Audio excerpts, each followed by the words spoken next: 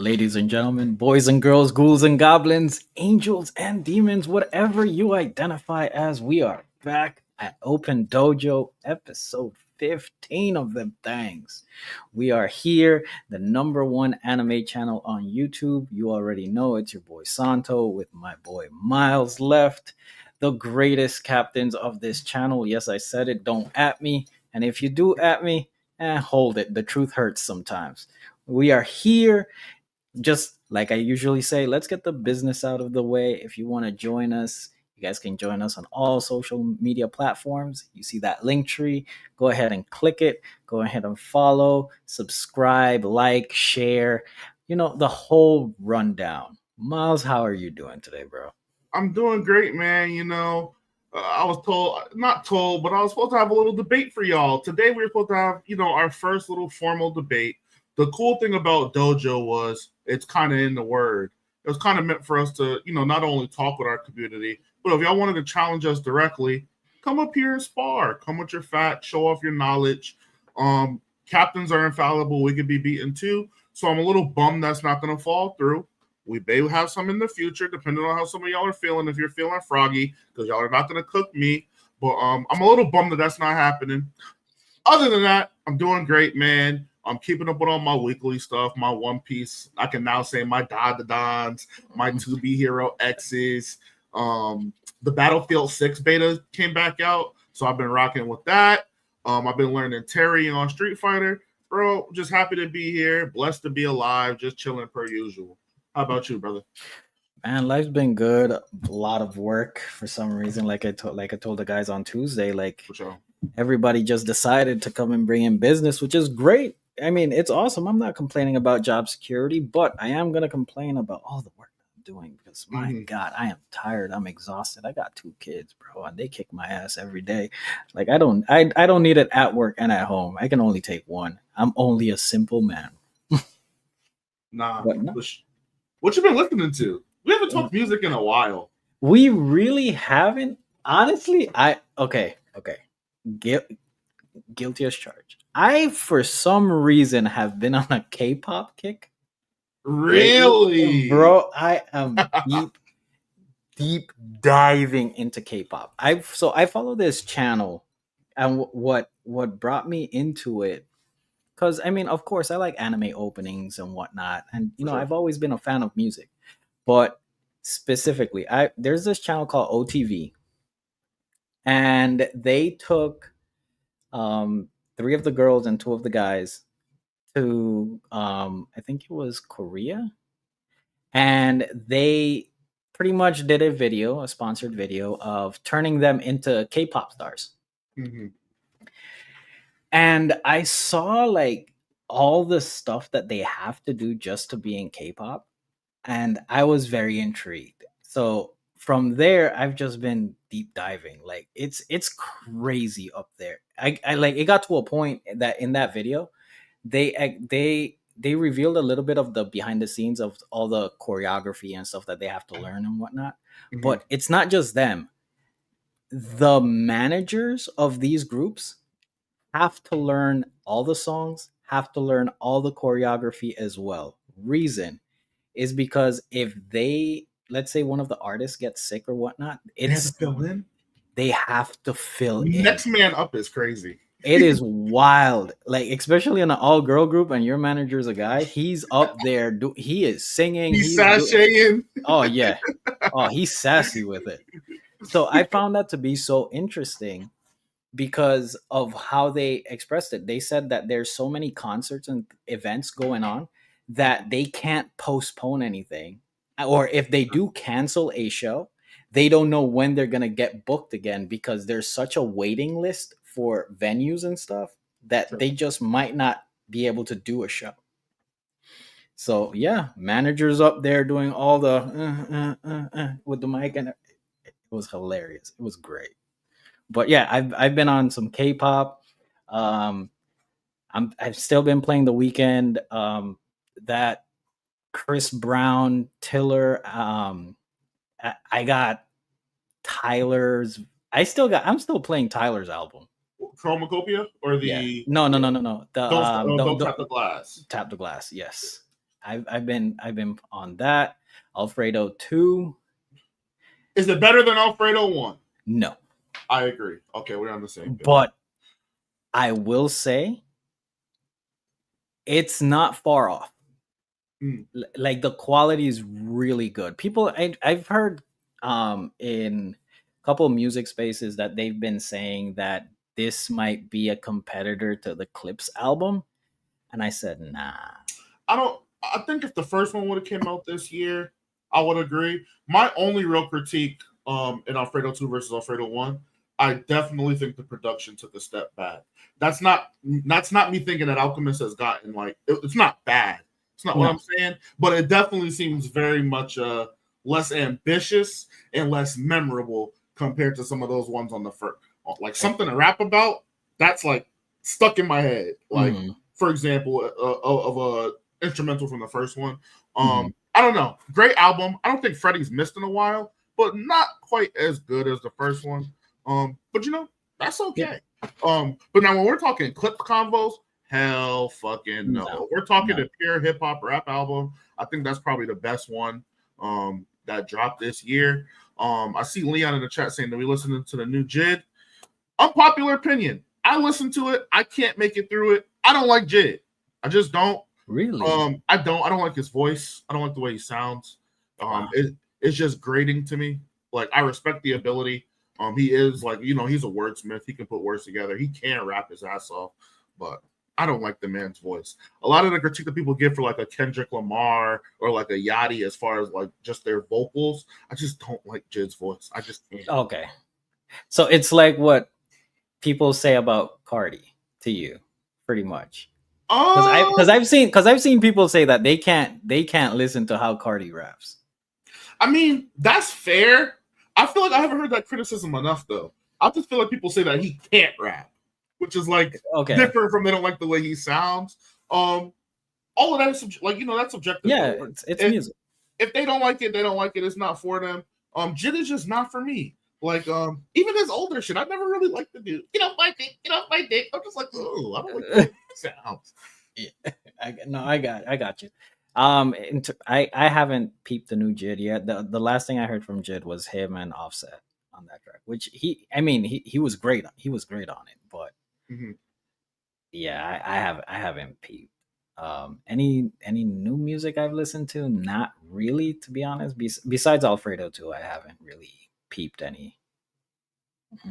Yeah, I'm an underground head, so you know I listen to all of the people who are like working at Wendy's.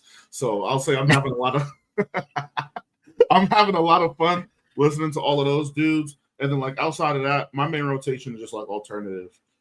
Tokyo Tea House, the Marias, Men I Trust dropped a new album. I'm like, I think I'm getting old. I'm kind of done with rap. Cardi's my guy, so like I'm still checking for him. But I've pretty much like thrown out the Futures, the Young Thugs, the Gunners. I just don't care anymore.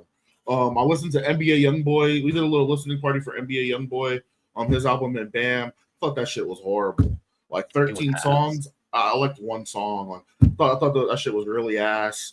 I'm just done off rap. I'm a part of the camp that believes that rap is gonna die.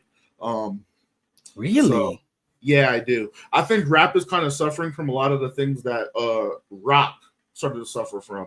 And wherein when you start to branch out and create all of these subgenres, but they're not able to like live up to the people of the past, it kind of dilutes it dilutes your craft.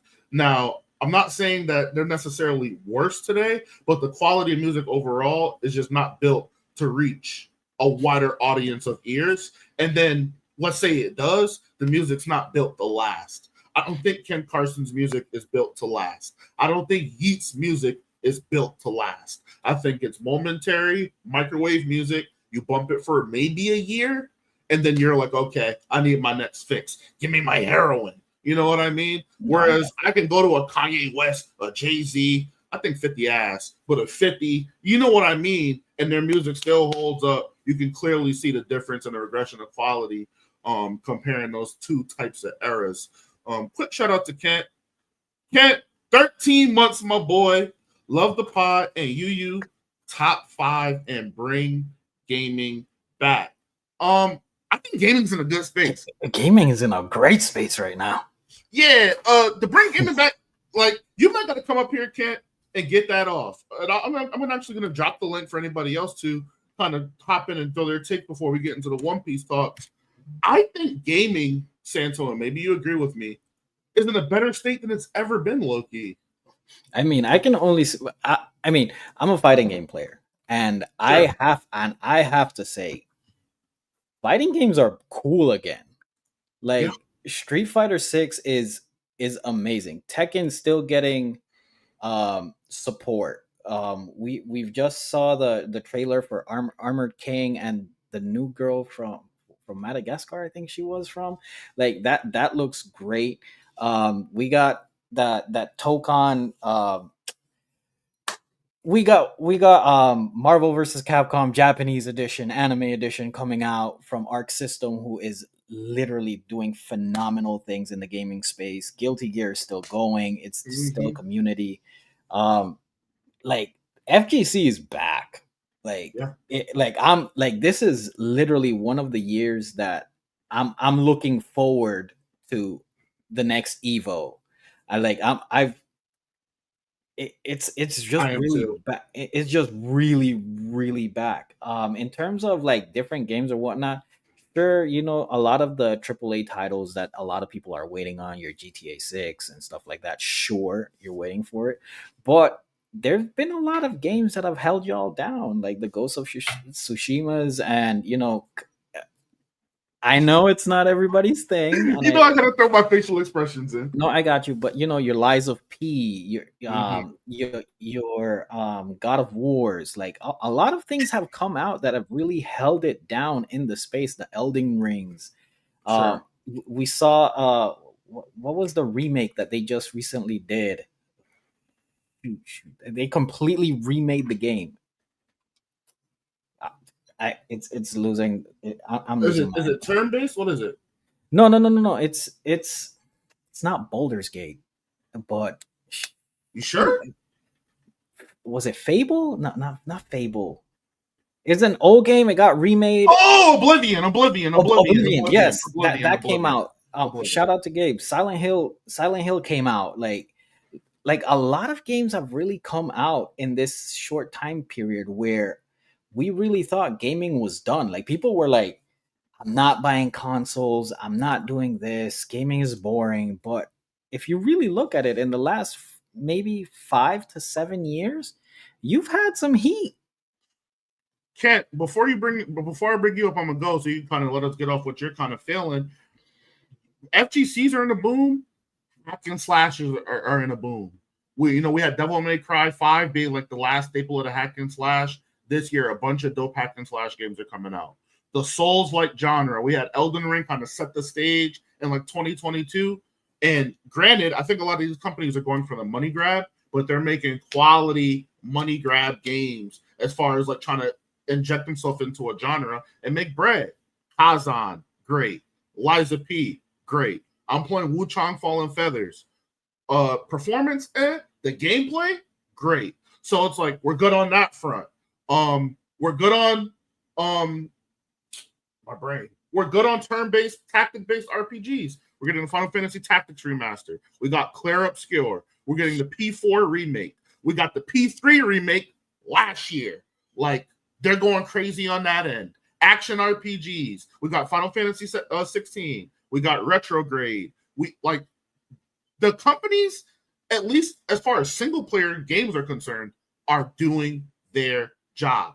Now, if you're like a Madden player, like and don't get me wrong, I'm a 2K player, so I'm not coming at anybody. But if you're like an FPS guy or like a sports gamer, I could kind of see your perception being kind of skewed towards it doesn't feel as good. 2K is kind of the same thing every year. Madden's kind of the same thing every year. They're throwing college football in there now. It's the same thing every year. But if you're a single game player, if you're someone that actually plays games, you're trying to like branch out and actually play games, I think there's something there for you. I feel like every fucking week there's something new that's good that's coming out. Yeah, and not just that, like Battlefield just came out. You've had your Marvel Rivals that has had a good chunk of the year, like That just was good. going. Even Overwatch stepped their game up and they added a bunch of new things. Like in terms of the gaming space, I would say we've seen mass improvements.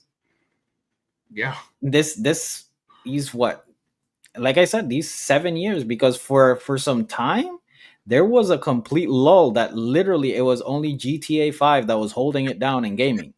There was nothing else to play. There was absolutely nothing else, and GTA 5 came out almost a decade ago. Like 2013. I was in the 10th grade. But yo, Kent, I'm gonna bring you up here. Kind of expound on what you were kind of saying. You're not able to really get the full message out in a you know what I'm saying, when you're just typing something out. So what were you thinking? How's the space of gaming so far? First and foremost, what's up, fellas? How y'all doing this evening? Life My is brother, you top five. We're gonna be talking about He Ate today, maybe in a disrespectful light. So stick around. Um, I'm used to it on this channel, so it is what it is. Just like the whole dynamic duo of pettiness up here talking about. So let's just put it at number six. Yeah, yeah, y'all know I watched the episodes. Huh? Don't I Oh, know, huh? my internet. Your internet, but your internet, but I watched you look around to see which button to click first before you got off. But anyway, nah, everything that you guys were saying, I absolutely 100% agree with. But Miles, when you touched on the end, that's the part that I was referring to. Sure. And from that point of it, what I mean is, granted, I understand back in the day, especially like early 2000s, where gaming, and especially where you could go into like your creator player modes, where it was vastly different. I think that we as gamers, especially those that fit into this category that I'm getting ready to say, where we complained so much about, we wanted these sports titles specifically to be so much real life like, that we lost the essence of what a game was. I agree. I would say, I agree with if that. I if for and where I'm honing it in at is, especially for the basketball communities, and even trickling over to the football gaming communities, bro. If I wanted to create a 7'2", 270 pound center, and he had 99 everything, let that be my prerogative to do so. I'm the one spending the money on the game to play the game how I wanted it to be played. Now, when you've got these games where they're coming in with patches, Miles and Santo, y'all know how 2K works, where I spend this money on a my player. I sit up here and I watch these 5 to 10 YouTube videos about these builds, these animations, and then I go out and I get this animation because this is supposed to be the new meta animation for the game. And then for the season 2 patch, oh yeah, well, we nerfed that. And so now here you go. You got to make a whole new character. Now, granted, I understand that they give us the rebirth, but there's no point in me creating a character or a player, if you will, for me to play on a team. Like, say you want to put your player on the bum Dallas Mavericks for whatever reason. Don't know why you would do that, but hey, if you like blue, you like blue. If I want to create a if I if I want to create a point guard that is 6'10" and is maxed out 99 everything, I shouldn't have to do that only in my NBA. You know what I mean?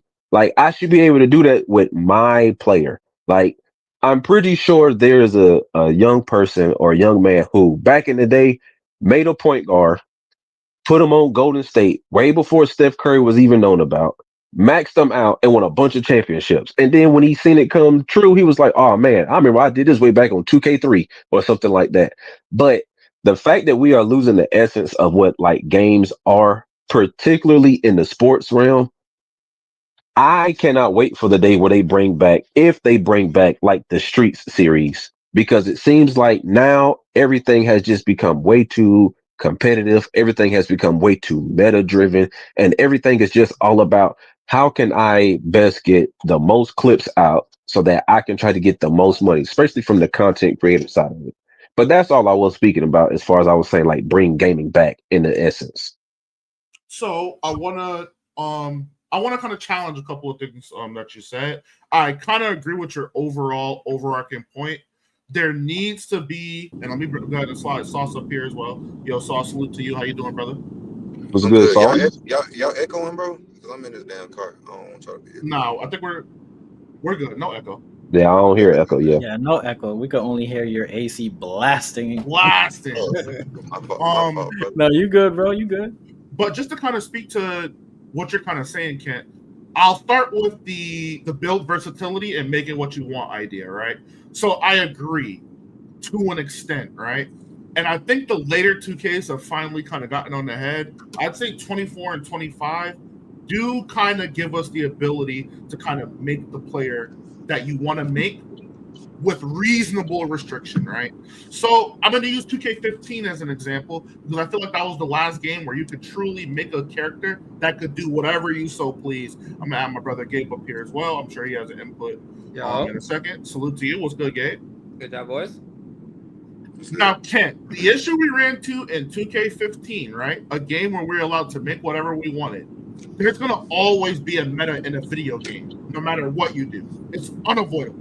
There's going to always be something that's going to perform better than everything else. Now, the problem when you're able to do whatever you want and everybody can do everything is there's going to be what the pinnacle of everything looks like. What it was in 2K15 was the 7-foot small forward.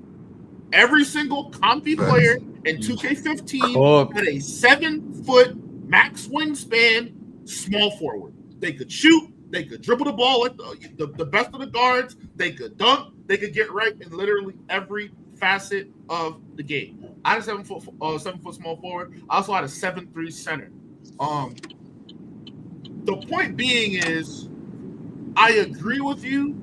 When 2K implemented things like pro play and lacking animations behind characters that are in the game, to me, is where they went wrong. They should have stuck with Elite 1, Elite 2, Elite Sig 3, Elite Sig 4, Normal 1, 2, 3, 4, 5, Pro 1, 2, 3, 4, 5, and just left it numbered instead of trying to lock us behind real player animations that are clunky, unresponsive, and just downright not fun to use.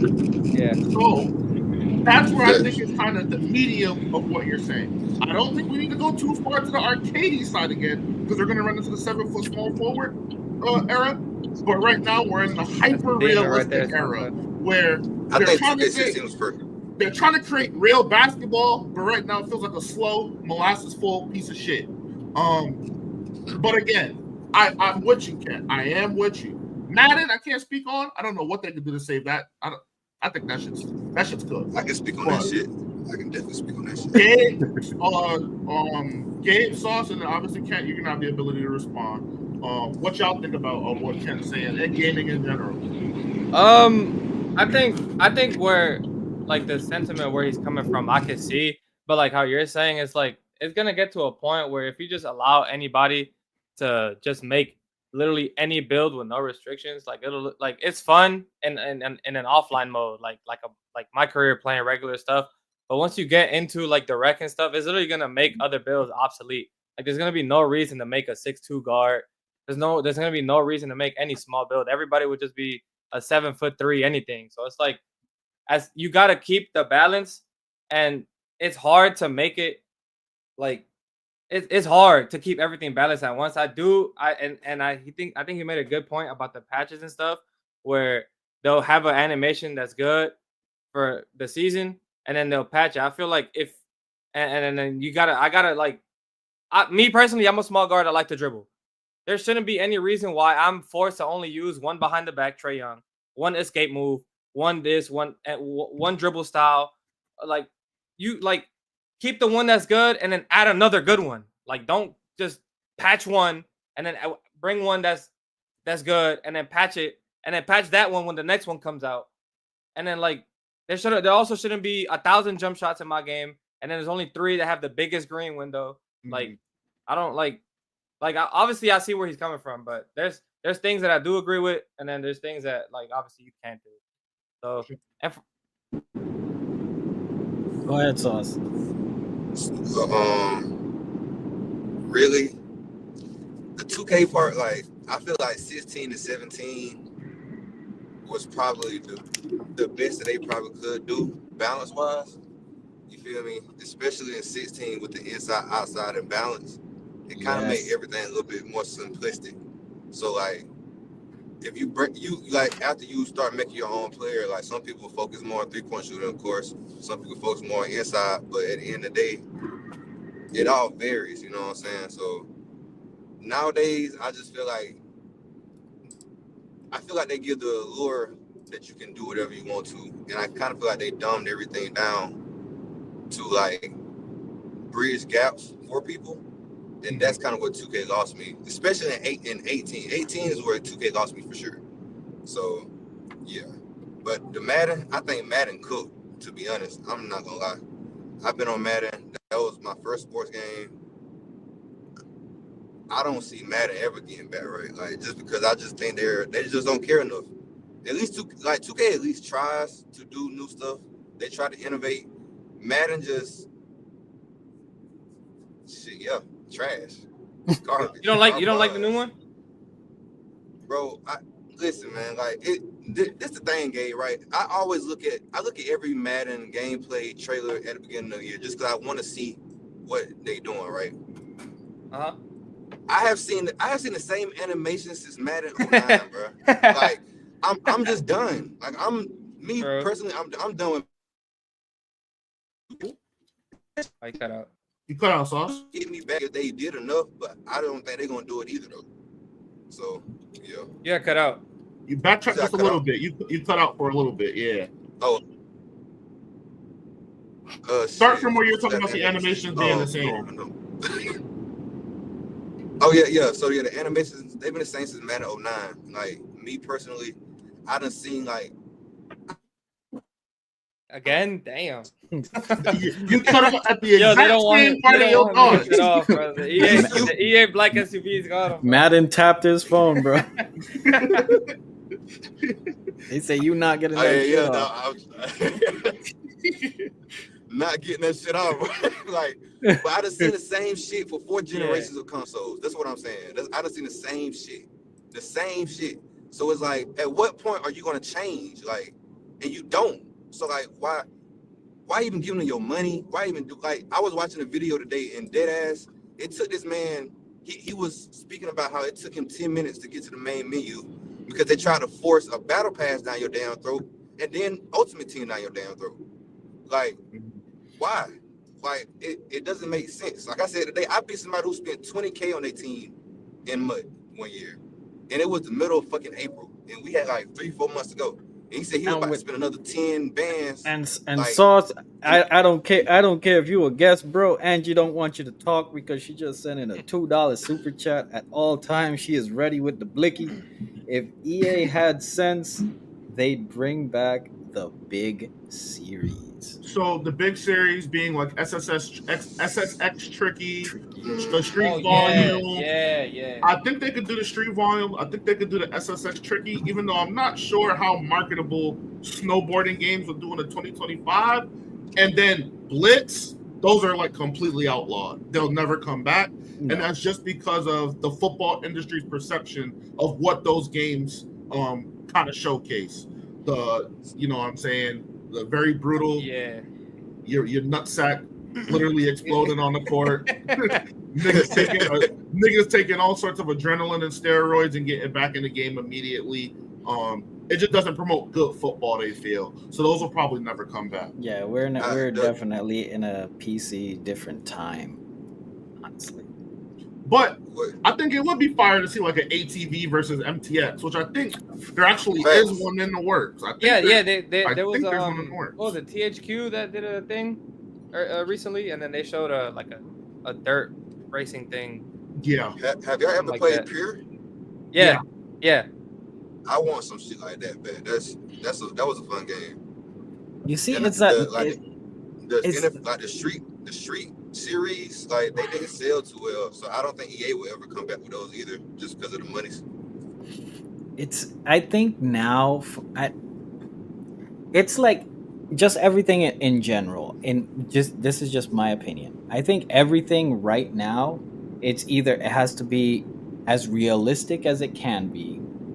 It has to be a story amazing story. It can't just be a brain dead game like an NFL Blitz. It can't just be let's just go race some dirt bikes across hills and do some tricks and whatnot. Like I'm that's the gaming I want to go back to. I want to play Twisted Metal Black again. Like I just want to do dumb shit in gaming. I don't want to be so heavily involved in the storyline.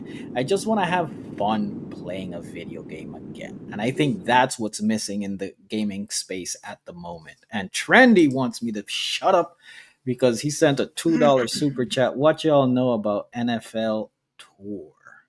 And see, all of that was part of like the NFL Street Series, and I had even mentioned that too. It's like I know we don't want to go too arcadey, but it's like those are the type of games where it's like when NFL Street 1 and 2 and then NBA Street Volume 1 and 2, like when they came about, it's like they did so much because they were different from the NBA lives, they were different from the Maddens, they were different from the NFL ESPNs, where it was like I can take Ricky Williams with nothing but a ball cap and some shoulder pads and I can do a 360 dive spin from 15 yards out and score a touchdown while diving into some bushes. Like it was like what Santo was saying, like it was mindless fun, but it was just so very genuine to gaming. And I think a lot of what we lose or have lost in gaming is that everything has been so driven by content creation and what can make the most money and how can we pour the most money into this. It's like you've lost the genuine sense of what Santa was saying of just it being fun. Like there's no way that I can remember a time where you could load up a franchise for Madden and you can go through things like newspaper articles. You can have things like a radio station. You can clearly see like a scouting report. You could go through this whole thing where your mom was a doctor, your daddy was a pimp. So you came in with like a Yeah. 73 awareness. Like you lost all of that just for me to have to sit up here and participate in a combine where you once again you set the parameters for where my character can be on these different skill tests that you want me to take, and then I just have to go from there. It's like the genuine fun has really been lost, and that's why I say if we brought back an NFL Street, it would do a whole lot of good, particularly with some of the new players because they've already got the new dance celebrations, so that's a very easy thing to add into the game because it's already part of Madden anyway, and it's like it gives you a little bit is more fast paced. It's more arcadey, like you guys are saying, but it just brings back fun for Sauce to be like Madden is cooked and for the NFL to still be the number one sports entity in America and a lot of people aren't having fun playing Madden, that's a problem.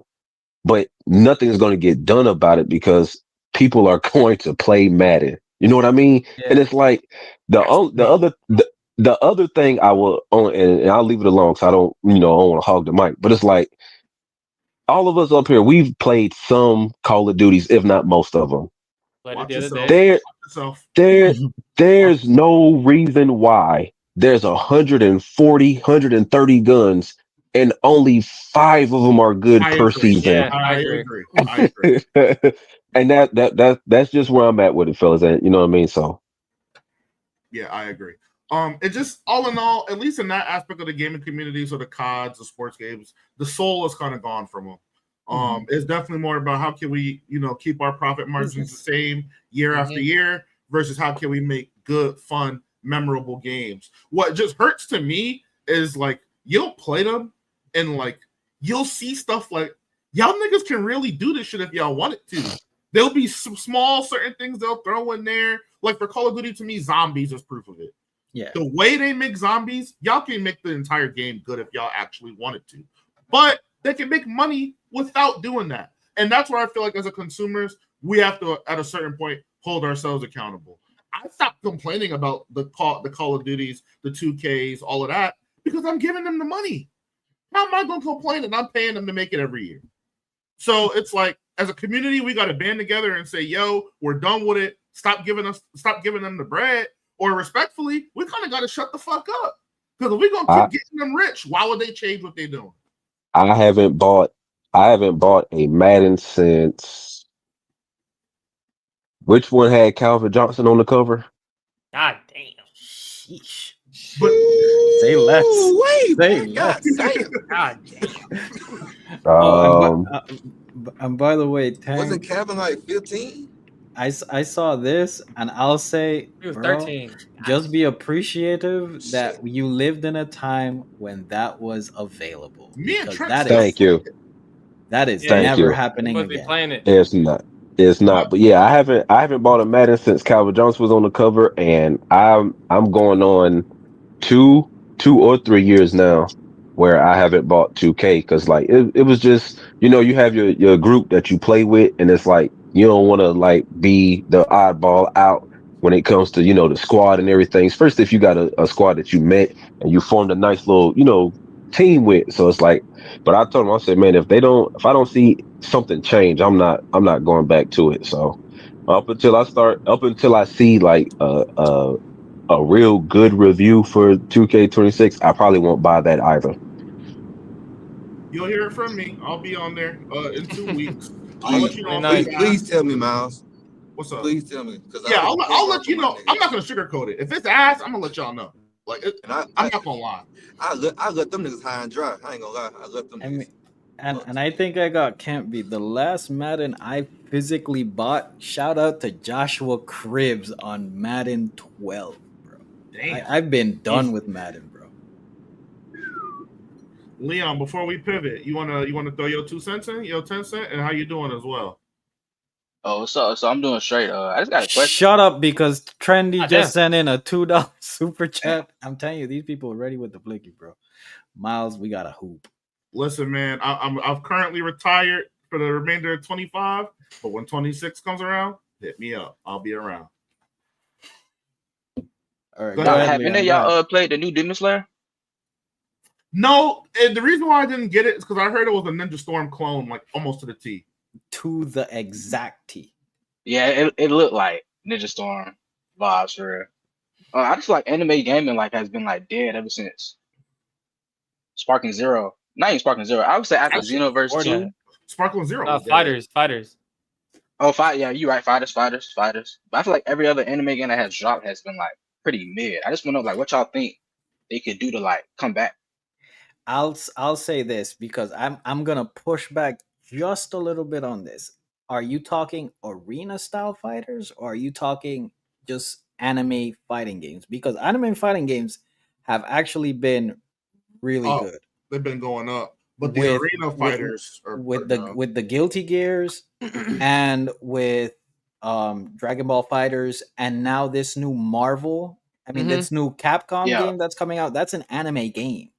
So that style is there. Now, arena fighters, since the Pokken tournament, since the Naruto's, since Jump Force, all of that. Ooh. Yeah, Oof. they've been pretty. So Leon, just a Jump follow up Force was question though. fun. Are you talking Okay. like anime, like specifically, like Naruto, Dragon Ball Z, Bleach? Yeah. I don't think they'll ever be good. And the reason why is because they're either gonna try to outsource and do like Tank said, the Cyber Connect 2 Ninja Storm style thing. So they did that with JoJo, they did that with Demon Slayer, they did that with Bleach, kinda. They tried to add some mechanics to it. They did that with One Piece, or they'll go to story mode route in which they don't put enough effort into it to make it an actual game. I'm thinking like the One Piece Pirate Warriors 1, 2, 3, 4, 5, 6, 7, 8, those style games. It's just they're not really making anime games for the love of making a good video game. They're doing it because they know that these series have a consistent fan base to where they can make their overhead immediately when they release the game, and not have to worry about sustaining the games for a long period of time or actually making them good. People will keep buying Dragon Ball Z games to play through the same motherfucking story that we've seen over and over and over. Kakarot. I'll at least give credit to Dragon Ball Z when they do introduce their own new characters and they make new stories. They are good. Android 21 was good. the time Mhm. patrollers from Xenoverse were Mhm. good. Good. They do their Yeah. thing. Yeah. But there needs to be a way where they can kind of enhance these games in some way. And I just don't think they have the agency to need to. They don't have a reason to. So. Yeah, I don't know, like I man. feel you. I just feel like these shows, like they're so big, like they should most definitely the game should most definitely be A1. Like My Hero, trash. JJK game was trash. Black Clover game, trash. The Hunter game they just dropped, trash. It's like damn. but the thing, but also I will say this, and this is just my opinion. I think what also happens is that yes, these IPs do make money, but I do feel like the gaming space is a different ballpark. Like you really need to have that level of capital to put in and be have staying power. Because I mean, Nen Impact just came out, and DOA is dead. it. I was saying that the game wasn't great. It's slow. It's a little clunky, but I mean, for it being a small studio, it was really good for that. Now we see a game that's coming out. I think it's 20XX. It's the League of 2XKO. Legends 2XKO. 2XKO. My bad. 2XKO is coming out, and you see that they are putting bank behind of this thing because League has this kind of capital that they can really just throw everything the kitchen Delayed sink 5 everything. times, by the way. We're Sure. hip to y'all game. That shit not gonna be good. I'm stamping it. Really? I played the closed beta. It was okay at best. Really? But if they're gonna keep pushing it back, every time they push it back, I'm gonna lose more and more faith because y'all have, like you said, the capital, and they've now had the time. They've been working on the bitch for 6 years. Why the fuck are y'all still pushing it back? Your game's not as big as a GTA 6. I can understand GTA 6 getting pushed back. I can't understand a fighting game getting pushed back. I'm sorry. I just can't.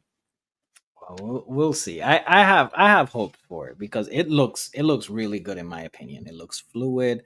Animation's great. Like I really think that they're really investing into this video game, but I can understand your point. I can see to that.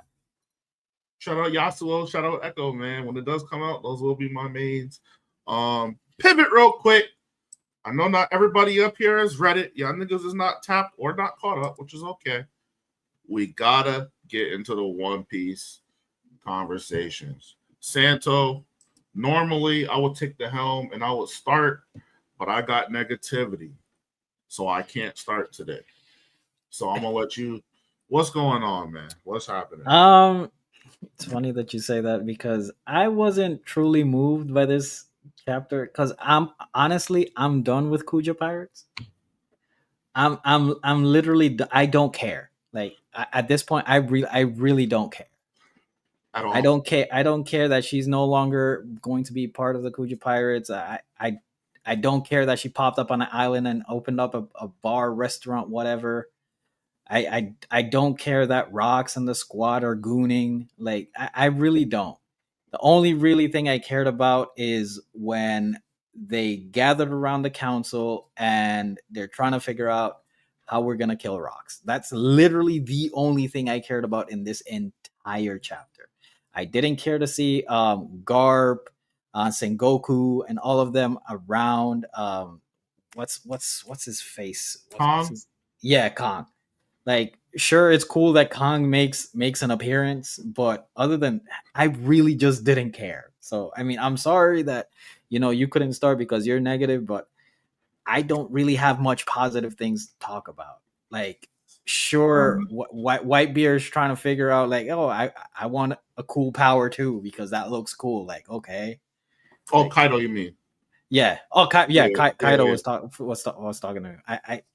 I don't care that homegirl wants to get with Whitebeard. I didn't care about anything. Like I'm gonna try to be positive at first before I get into the hate and shit. Some positives. Shiki's fruit is canon. That's really cool. It was something that I kind of thought would never happen because Oda said that his fruit was one of his taboos in his entire story. In a show about pirates, he didn't want anybody whose entire fruit revolved around flying, and we get to see Shiki flying in this chapter. So the float fruit is officially canon. Nice. I like seeing Sengoku, Garp, Suru, and Kong. Now, granted, do I give a fuck about Kong? No. But I did like seeing legends that we see in this perspective. And a lot of my conversation about this chapter is going to be perspective. But I did like seeing it in this perspective and kind of seeing how similar they are at this point in time versus to where they are older.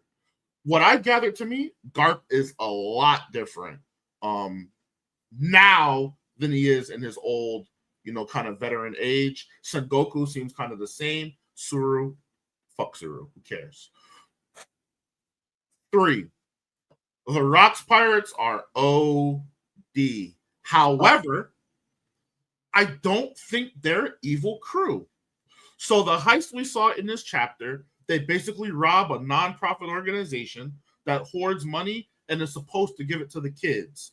There's a dialogue exchange where they're like, yo, please don't kill us. We're supposed to be giving this money to the kids. Don't take it. Then Rox was like, why the fuck don't the kids have it then? Mm-hmm. If this whole purpose was to give it to the kids, why the fuck is all this money still here? So they robbed them niggas. I'm fine with that. Eat the rich. That was cool. And I also like to see that the infighting in the Rocks Pirates was not something that was particularly promoted by Rocks, but was a direct result of the Davy back fights. When you're going around collecting powerful members from different crews, it's natural that Shiki and Keel, for example, them niggas are rivals who are unfortunately forced to be on the same crew. Of course they're going to want to kill each other. Of course Big Mom and Whitebeard are going to have smoke. Of course Kaido's going to have smoke. These are all legendary pirates in their own right, forced to fly under this banner, and that's why it was a ruthless pirate crew. I like that clarification, and I think that was very vital to the story. And that's where I'm going to get into the perspective sort of things. Learning about Rocks has always been from the perspective of the Marines. We've never heard Rocks be talked about from Kaido's point of view, outside of Bexham as being strong. We've never heard Roger or Whitebeard or any of those people mention it. It's always been Marines, which has skewed our vision into making us think that they're evil beings. Learning about them from Loki's point of view, they seem pretty cool. Rock seems like a pretty stand-up guy. You talk about his friends, he'll fuck you up. And if he views you as a friend, he's not going to force you. He's not going to abuse you. He's not going to brutalize you. He may manipulate some events. He might fuck your kid up, you know what I'm saying, for the sake of the greater good, his greater good. But he's not a bad guy, which I think is very important. Now, no more positives. Oh, well, I'll also say this. I think the idea of the world government using Herald to take out Rocks is genius. I do like pitting those two former best friends against each other. I think that's a very good writing idea. I think we're going to get a very, very big payoff when we finally do see both Rocks and Herald exit the story. Now it's all negatives from here. But I fixed my mic for this. Hold on. Crash out ain't coming. Oda, I've been reading your story since 2013, brother. 12 years, brother. I've been reading this story. The Kuja pirates have never been important. Ever. They were an island full of women that Luffy happened to land at. They nursed him back to health. He got the fuck on. Why am I looking at these empresses time and time and time again for this past 3 weeks, watching all of these powerful world-ending titans be captivated by these women to the point that we can't move the story forward? Why? I don't care about Gloriosa. I don't care about Tritoma. I don't care about Shakuyaku. I don't care about the bar. I don't care about any of this shit. And the way that Oda is writing the story, he's gearing it up. He's gearing it up to make us believe that Shakuyaku is the treasure of Hachinosu Island, and she is the catalyst of God Valley. Oda, I promise you, if she's the reason why Garp, Roger, and Rocks get into it, I'm done. I can't do it anymore. I can't. There's no way this happens over Shakuyaku. Unless there's a greater destiny behind these women that we're going to get into, or there's two treasures. But I'm not moved by, Rocks. They're all fawning and falling in love with her. She has this bar. You know what I'm saying? She's enhancing their way of life. I'm giving her credit. She's making it a fun place to be around. They said she smelled good. You feel me? You got to have you know what I'm saying? You got to have your little joint that smell good walking around and shit. Enhance your life, make you feel good. Going to war behind it, I'm good, brother. This is not no Cleopatra. This is not no Iron Bull from Greece. I'm good. You got to show me why she's important. Cleopatra was a queen. That Trojan horse shit, there was queen. You gotta, I need more. Because Rocks died behind this, theoretically. He died behind this. So that's where I'm at. Now, I believe in Oda. I believed in him for 12 years. He's gonna figure out a way to wrap this all up. But right now, I'm not even hyped to read next week. I'm not. Anybody else have some thoughts? Sauce, you read the chapter? Yeah, I did. How you feel about the chapter, Sauce? My mother sent me a picture of my little brother. He got my football number from high school. He just made the team. It's just a shout out to him. Shout out to him. Let's go. Shout out.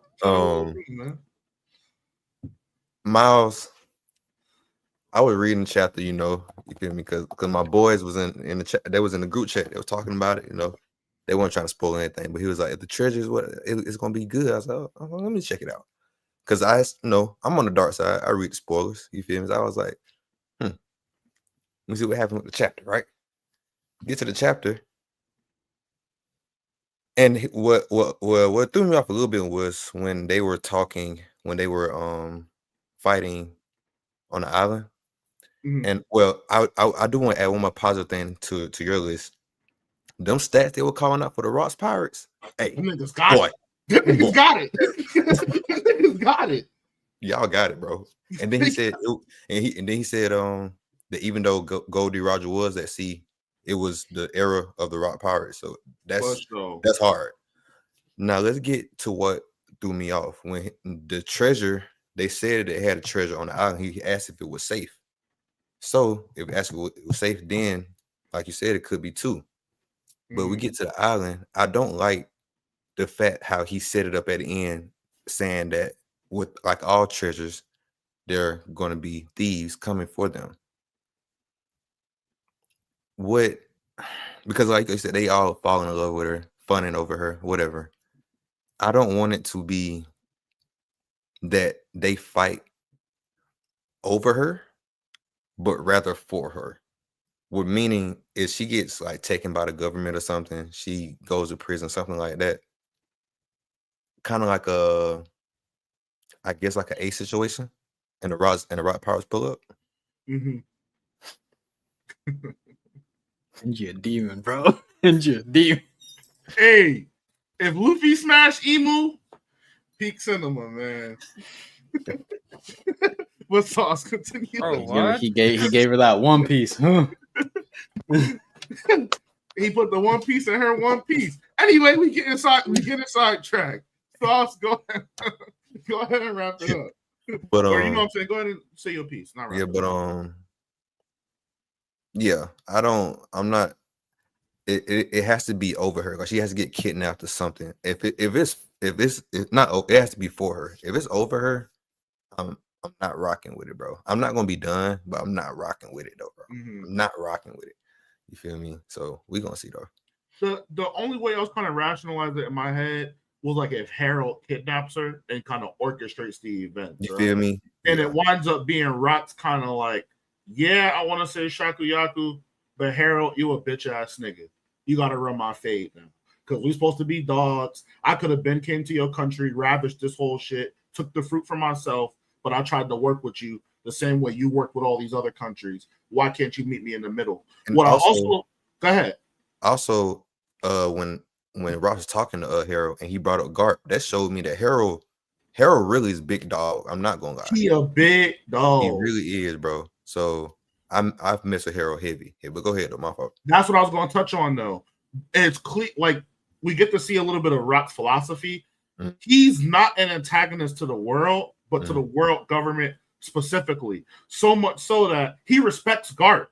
Now, we don't know the length of their interactions, but when he spoke about Gart, he's like, yo, I like that guy, Gart. He doesn't fuck with the top brass. He should be a pirate. He should be a pirate with us. You know what I'm saying? Yeah. So it's clear Rox has a good head on his shoulders. He's not, we don't know too much about Blackbeard, but he's not Blackbeard. He's not indiscriminately causing chaos, doing what he wants. He has a methodology. He's trying to work towards something, and his enemy is the world government. That's it. It's not Harold. It's not the niggas working for the government. He has a very clear idea of who the enemy is and isn't. And I thought that was very interesting to see, because I agree with Rox. Gart should have been a pirate. From everything we know about Gart, he should be a pirate. He can do everything he wants to do in the Marines as a pirate. But hey, that's neither here nor there. Yeah. Santo, any more thoughts?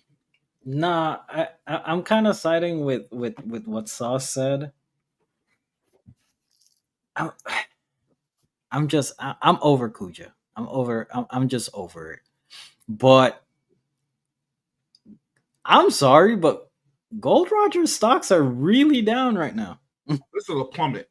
It is bad. But granted, perspective. We're looking at Loki's flashback and him talking about his hero. You get what I mean? Like, I hear you. Picture Luffy talking about the way he talked about Shanks is not gonna be the way he talks about. No, I think he's gonna up Kaido, but he might not up like a Big Mom or something to that degree. My only thing is I need to. I mean, aside from finding the One Piece, I thought about something. I need to hear some.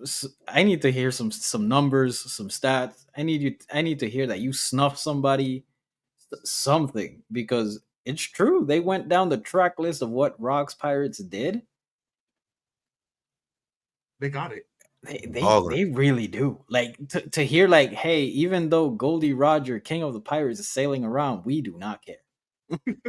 we really do not care. You ain't got no motion. I'm gonna let you go, so I know you had a thought too, but it kind of makes. I had this previous view of the One Piece story. I hated Whitebeard. You know, I hated Whitebeard, Santa, and it's because I just thought he was I think his character is cool. I think he's tough. I'm not saying like that, but I don't like second fiddle niggas. I don't care how strong you are if you're gonna be the second fiddle. It just doesn't sit well with me. I'm the world's strongest man, bitch ass nigga. Why wasn't you king of the pirates then? But now that I'm seeing that the motherfucking king of the pirates was a second fiddle ass nigga too, there's a whole lot of second fiddles running around. At least Luffy and Blackbeard is neck and neck. We both making waves. Law, he trying, he making waves. Yeah. Right now, it's like, oh, y'all bitch ass nigga get back. It's Rock time, nigga. Rock's like LeBron. He like Jordan. And we were led to believe that was going to be Roger. And Roger only became who he was because Rox was gone. So I'm wondering if Oda's going to tie that all together and be like, Roger decided to lay out what his voyage would be because of information or just Rox's influence. Because right now it's very unclear what Roger's after right now. He's looking like a bum to me. I'm not going to lie. He's giving me bum vibes. He's looking like a bum. He's just caught up with hoes right now. We just chilling with the hoes. Rayleigh, Gabon, let's chill with the hoes, man. Bachelor party. Oh, Radizi. But I was just gonna say it was funny when Shawty was talking to Big Mom and she was like, "You know nothing about love. You just be popping out kids." Like, that shit was funny as hell. Oh, you guys are talking about the chapter. Yeah. I just read it, so share your thoughts. Yeah, Miles, you were overreacting with the Shocky stuff. I don't. After reading the chapter, I don't think she's gonna be this thing that you were worried about. If she was, I would have been with you, but I don't think she is. I think that's why I'm so skeptical with like summaries and stuff, because they make it seem like a bigger deal than it is. He's not gonna be the treasure at all. After reading that chapter, that's what I came out of it with. Listen, man, she popped up and the narrator started talking about treasure. I don't know, brother. I know what I'm saying. It's just, okay, can we agree to this? It's not as definitive as you initially thought. Yeah, and I said that before you joined. I said there could be two treasures.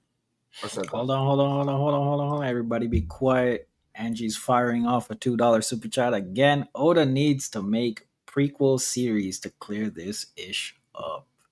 I'll say I agree partly.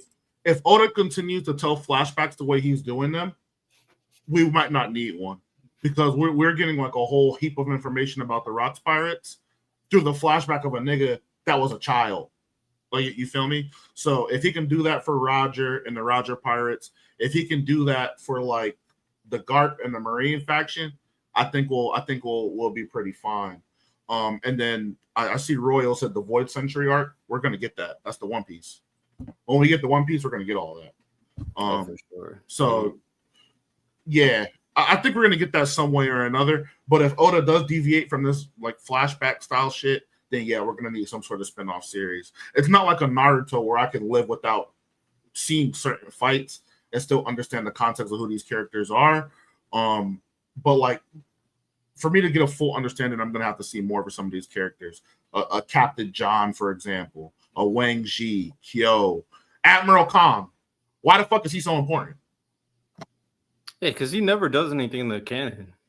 All he does is a normal story. He just sits in the office. Well, the last time we saw him, he was sitting in the office. They're like, yeah, he's the chairman of the world. He has some bullshit made up title that only he has, and he's just the liaison between the Marines and the world government. So we got to figure out who he is. So it's interesting that Garp said something that I never expected him to say. So this also makes us question, like, what happened? There had to be something specific to happen for him to create Sword, and maybe this is we're gonna find that out, because he said, if I was in charge, and we know he's strong enough to be the strongest Marine, so he probably had a chance to be in charge, but chose not to. He let Sengoku take it. So I'm sure we're gonna see what that actually is. And it's also interesting to see Harold and Garp have a good relationship, because he was talking about how, like, we knew this, but now this was spelled out. He does not like the top race. He knows it's corrupt. Yeah, so that'll be. I'm very invested in that in particular, for sure. Yeah, my thing is, I don't know. Garp is soft, man. He should have just did like Dragon did. His son did the right thing. The brass is corrupt. I don't like what the Marines are doing. I'm gonna make a revolution. That's what Garp was supposed to do. Like, he's doing the whole change it from within. I'm going to stay a vice admiral, so I don't have to follow rules like that. I'll make an organization called Sword. But we're going to ultimately see when the story comes to a close, yes, Sword is going to play an impact in what's to come. But it's really going to be Luffy and Dragon who kind of lead this helm of change. Mainly Luffy. Well, okay, so I slightly disagree. You know why? Why is that? Because if you say Kobe, I'm leaving the stream. If you say Kobe, I'm leaving the stream. I'm just letting you know. If you say those 4 letters, I'm out. I'm rocking with that boy, though. I can't lie to you. I'm rocking with that boy. I'll just say this. There's an important quote that Harold said, because Rox agrees with you. He said Garp should have been a pirate. He would be better as a pirate. He did, yeah. So, but Harold mentioned something important. Although the top brass is corrupt, there's a lot of good Marines in there. There's a lot of good people in the Navy itself. And that's why he created an organization for those good people. And there might be someone, a part of that organization of the good people, that will do a lot of good stuff. You know? He may have pink hair, he may not, who knows, but he might be a part of the revolution. He may have Conqueror's Hockey at one point in One Piece. Maybe. Man, I wish I could just punch some big rocks and have niggas just believe in me when I've done nothing else in the entirety of the story except get beat on. You gotta just punch some rocks. He was punching the battle bass too, though. I don't give a fuck. Luffy was in the field with it. Dragon in the field with it. Sabo in the field with it. Ace. Even though we know I hate Ace. Donut boy. The field.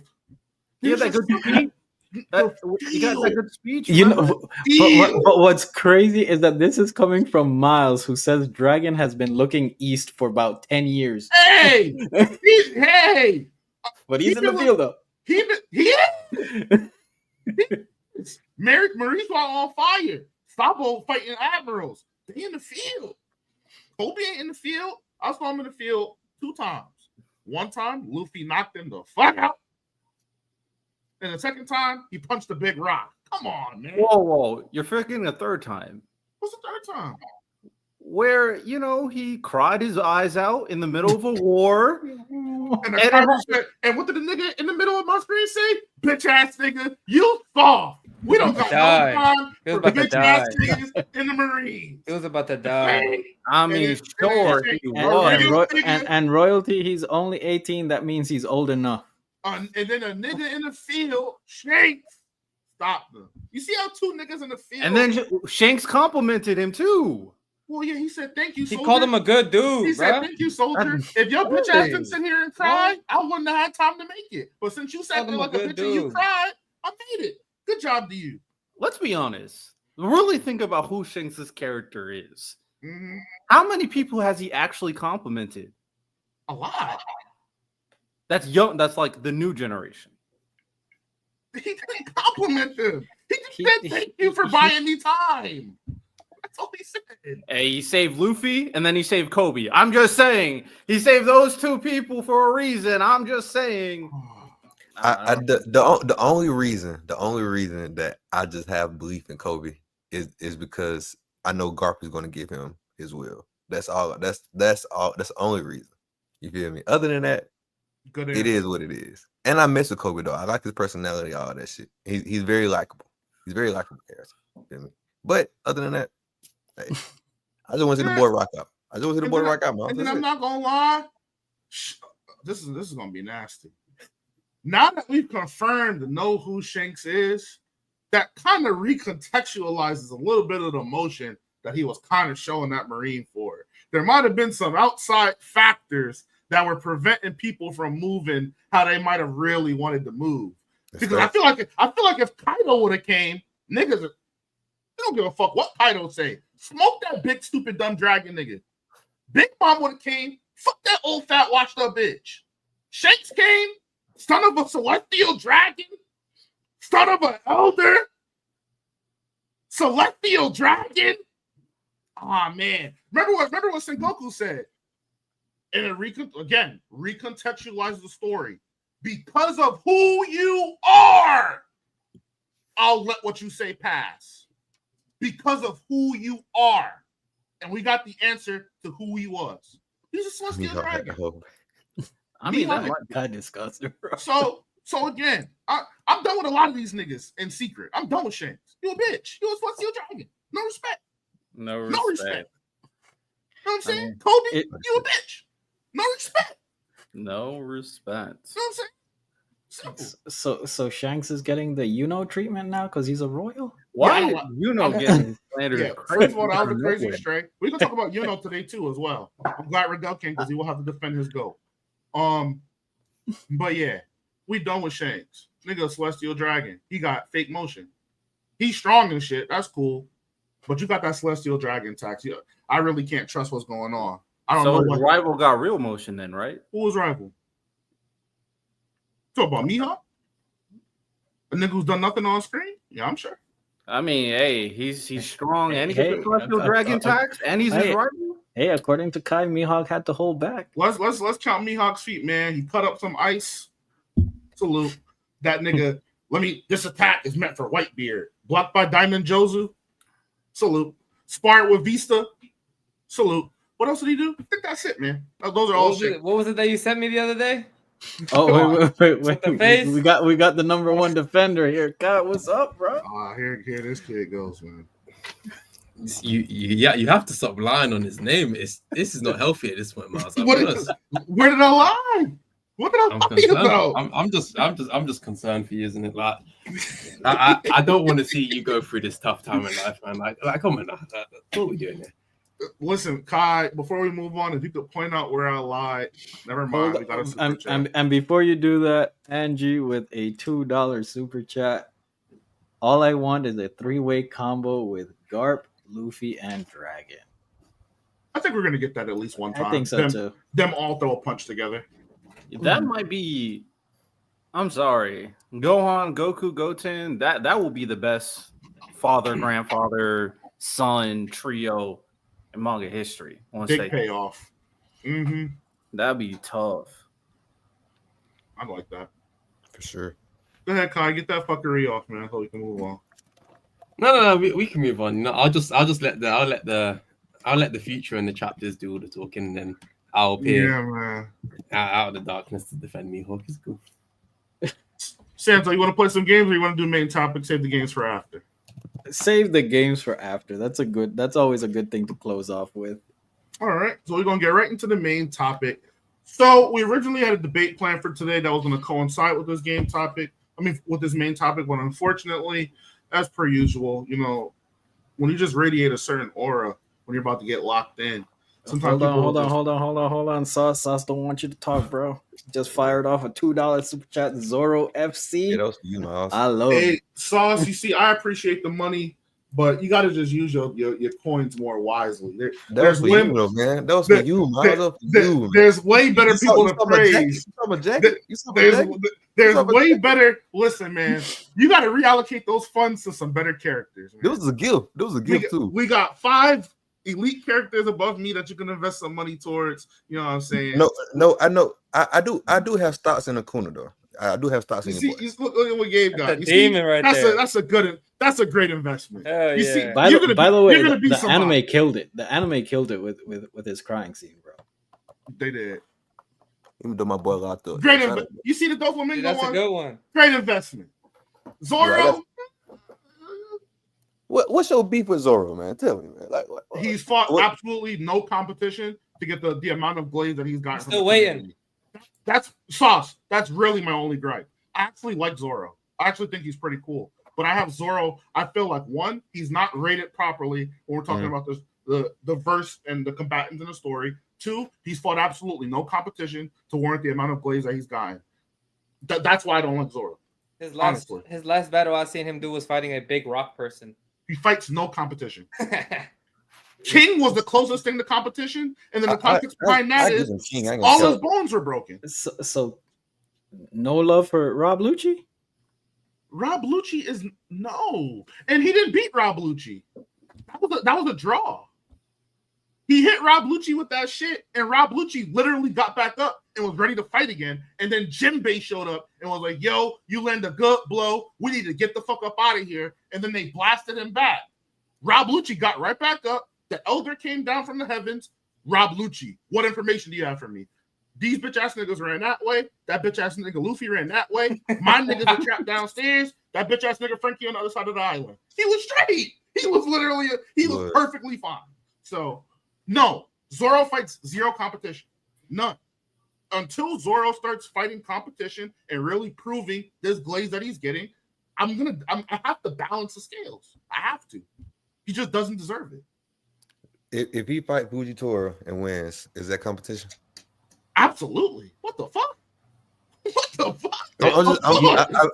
I already knew the answer. So, do you mean competition from post time skip onwards? Post time skip. Pre time skip. He was fighting. Pre time skip. He was fighting comp. Ohm was comp. Daz Bones was comp. He was fight. It was getting compy. Post time skip. Pika. I see what you're saying. Pika. Big Rock. You need it now. You need it now. That's what I'm saying. He's fighting a dude that gets a fiction. Come on, bro. Come on, my nigga. Come on, bro. Kai, you know what would have moved me? If Zoro would have came with Luffy the whole cake and beat Smoothie, that would have moved me. That would have moved me. That's the real. I want to see him fight a proper swordsman, and I just don't think that's. I agree with that too. But I mean, he's been fighting swordsmen the whole time. Well, except King. Yeah, King. The Fishman dude was a swordsman, and Pika was a swordsman. The nigga was just stupid. He fought Killer. You talking about the drunk octopus dude? He did fight Killer. Killer's not comp. No, but I'm talking about good swordsman. Sorry, Riddell. I'll say this: Killer is comp. Killer didn't have his weapons though. Context. Yeah, I think that's fair because I mean. I feel like you kind of have to say everybody in the Yonko fight is comp. Mm-hmm. But yeah, he didn't have his sickle things. So yeah, his signature weapons. Nope. So Zoro gotta fight some comp, man. Like the stuff he did with Kaido, that moved me. The Kaido shit moved me. That was good. I respect it though, because as a Zoro fan, people do be overglazing that nigga. I'm not gonna lie to you. They do. But That would Zoro could beat Luffy. Nigga, how? People say that? Yeah. Hold on. Yes. I ain't know that. Nigga, how? Anyway, back to the main. So we're going to do this main topic today. It was inspired by a debate that we were supposed to have about anime characters getting carried. Now, originally, I was going to restrict it to only characters with inner demons. Newsflash, there's not too many of those. So we're going to go into the context of like characters in general who have like broken or busted abilities, or who maybe have like really great supporting casts, and we're going to determine who is carried, who is assisted, and who is self-sufficient. It's going to get controversial up here. We got names like Dojo. We got names like Yuno. And we're going to get to the facts. Who could be who they are? What could these people have been if they weren't carried by something extremely busted or have something helping them out? I'm going to go ahead and share screen. And while you pull up the stream, your screen over there, Angie with a $2 super chat. By series end, where will Dragon be scaled? He's Yonko level for sure. He's going to be around. He's going to be around the prime Whitebeards, the Rogers. I think it's only right. Conqueror's Hockey off the rip. I already know he got that. Do you think he'll be stronger than Garp? Yeah, currently. Yeah. Pete Garp. Probably, yeah. Probably. Fair enough. Probably right there, yeah. Yeah, Oda's kind of been showing us the theme of the story is for the new generation to surpass the old. And although Dragon's like in that intermediate area, it wouldn't surprise me if he surpasses that.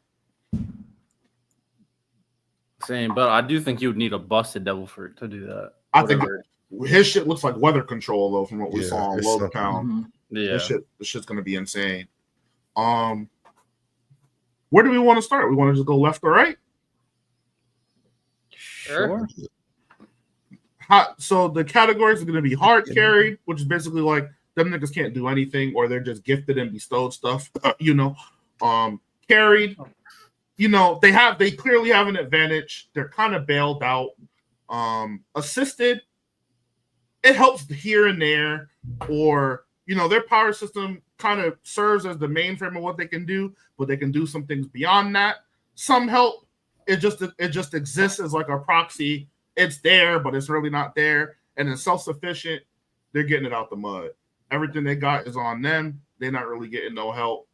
They're just Himothy. Not too many characters I feel like are going to fall under that. But starting with a young Naruto, how much do we feel he's carried by Kurama, his squad mates, his environment? How do we feel about young Naruto? Double and carry. Hard carry. I gotta hear. Okay, Hard carry? I heard one carry, and I heard one hard carry. I gotta explain. I'm at assisted. Yeah, I'm at assisted. Yeah, I'm at assisted too. No. All right, you know what? Kid Naruto. We'll start from the basics. Haku fight, Kurama. Okay. Agreed. Forest of Death, Nine Tails Power, Kurama. Against Orochimaru. Neji, I mean, he won with tactics, but he stayed in that fight because of Kurama. Okay. That sounds like assistance to me. W assist? Double assist. Wait, so by assistance, are we saying if he just uses the power, that's assistance? I'm thinking it's like it takes it over and just does all the heavy lifting, right?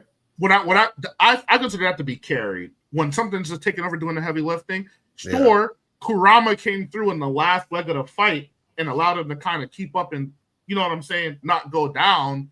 But even after the interaction with Kurama, Neji got right back up. And if it wasn't for Naruto's very quick thinking, he wouldn't have won that fight. Oh, that was definitely assisted. Kurama, the reason why he was even in the fight. I agree. That's what I said.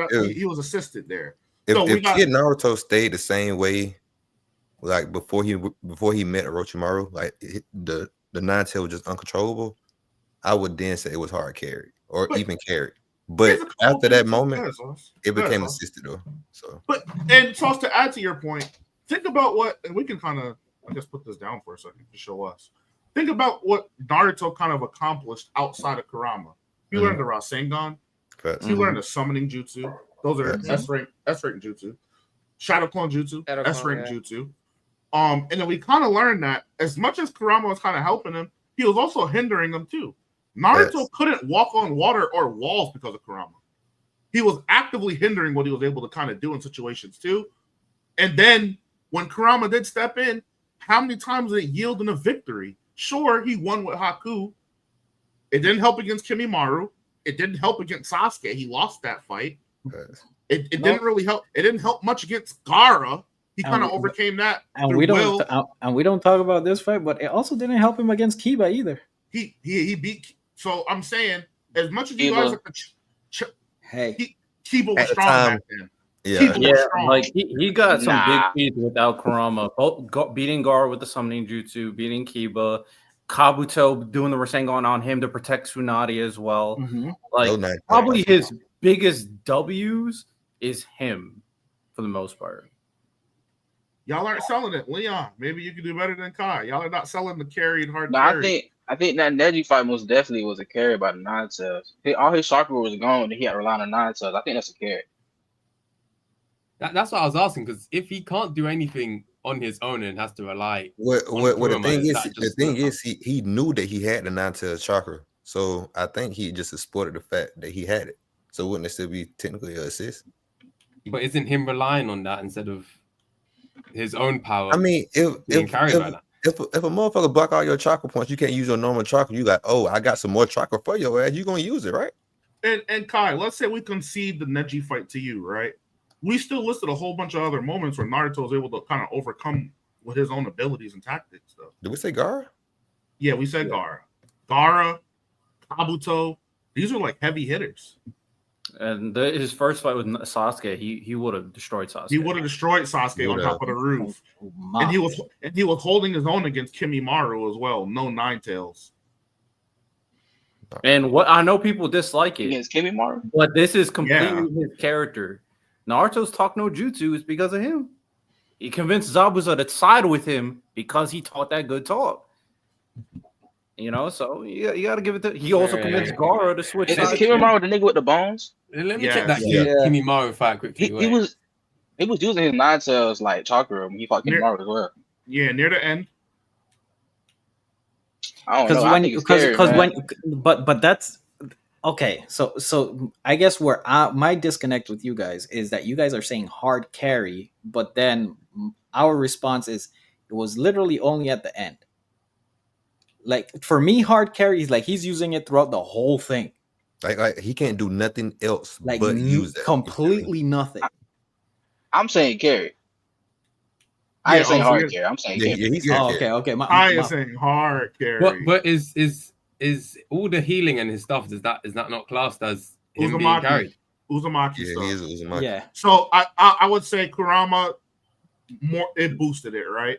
But the Uzumaki were known for having high vitality, high base chakra. That's bloodline stuff. He would have had that regardless. Yeah, Karin's a perfect example. Her whole thing is healing people because of her chakra. But she can't heal a hole through her chest like Naruto did. Well, we also see that using the Nine Tails chakra does damage his body. It's not healing him as well.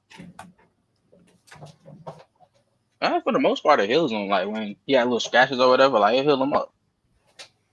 Yeah, because Kurama knows he's gonna die if he dies. So I'm saying. So what were you saying though? Like I'm saying assisted. I think he's assisted. But I can't assisted. I can't give assisted when a few of the other fights are the reason he's staying in them fights. That's assistance. That's not carry, Kai. It's not. Does Naruto survive that last fight with Sasuke without the Kurama power? Does Naruto do anything? Does Naruto, aside from the Nine Tails chakra, does he do anything else? The answer is yes. We've listed a couple jutsus that he does.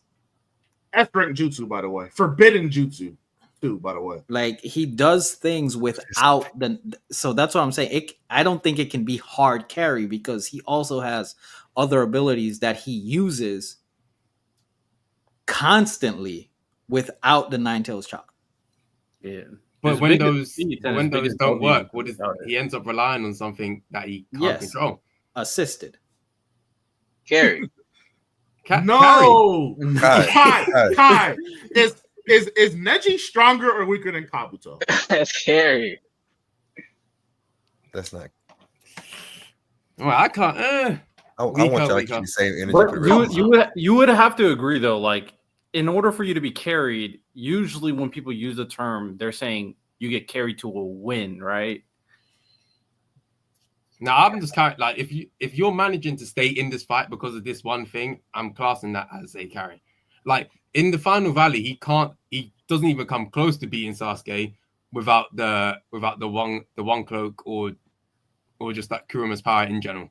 He's not even close in that fight. Sasuke needed an inner power too. Sasuke literally had an inner power up and the Kekkei Genkai that upgraded. Like I would hope Sasuke was winning. I would hope. But he's had that for like. I think that's a bit different. That's a bit different though. No, it's not. How? The curse mark buffed him crazy dramatically. Once he went in that change the point of that Naruto was like, it doesn't really change the point. No. If I understand what you're saying, but you're saying Naruto with his base skill set couldn't have beat Sasuke, who also got advantages. That's our counter argument to that. Sasuke was receiving probably greater, considering he won a greater amount of assistance than Naruto was. And we just said earlier, it's not like they fought base versus base, because we saw that how that would have ended. On the roof, Naruto would have won. We saw the roof. Yeah, Naruto would have won if they fought base versus base. Wait. Was base for base not when Sasuke pierced his lungs with the Chidori? No. What you mean? Like because Sasuke pierced Naruto's chest with the Chidori, that was base for base, no? He had a curse mark on him. He had level 1 curse mark on him. He had a curse mark already, bro. He had the marks on him. Yeah, he had the marks on him. Yeah, we talking about when he was at the hospital. The whole fight. Yeah, the moment he came out of the basket, he was boosted. Yeah. The moment he came out of that basket. It wasn't the same Sasuke he had fought. The reason why Sasuke wanted to leave is because he knew Naruto was going to beat him on the roof. When he walked past, because he's like, yeah, I pulled my Chidori out. Look at this destruction. Yeah, when he cut that corner and saw that water generator exploded, he was like, that nigga would have killed me. I would have died. He's like, that was my chest that he just saw. He's like, I need to get power elsewhere. And so when they were incubating him in that coffin thing, he was literally getting stronger in there. That's why I was saying earlier, if Naruto would stay the same from before he met Orochimaru, he stayed the same throughout the whole entire pre-time skip, I would be with you. But he didn't. He actually got stronger by himself, thanks to Jiraiya, all that stuff. He actually learned how to become a better ninja, which we saw on the rooftop, all the fruits of his training. And that was the example, because Sasuke got mad as fuck. Like, Sasuke got, damn, he caught up to me? I got to go. You feel me? And so you really can't say he's carried because he caught up to the man. You feel me? And it wasn't the Nine Tails that made him think that. When he saw that summoning, that was the first time Sasuke was like, whoa. Yes. Like, this nigga's like, what is he doing? Like, where did he learn this? How is he progressing this fast? That was when it kicked in for him. It had nothing to do with the Nine Tails either. Objectively, the only moment that I could say he was carried, or you can even say hard carry, is Haku. That's the only one. Yeah. Because literally the Nine Tails showed up to win him the fight. Mm.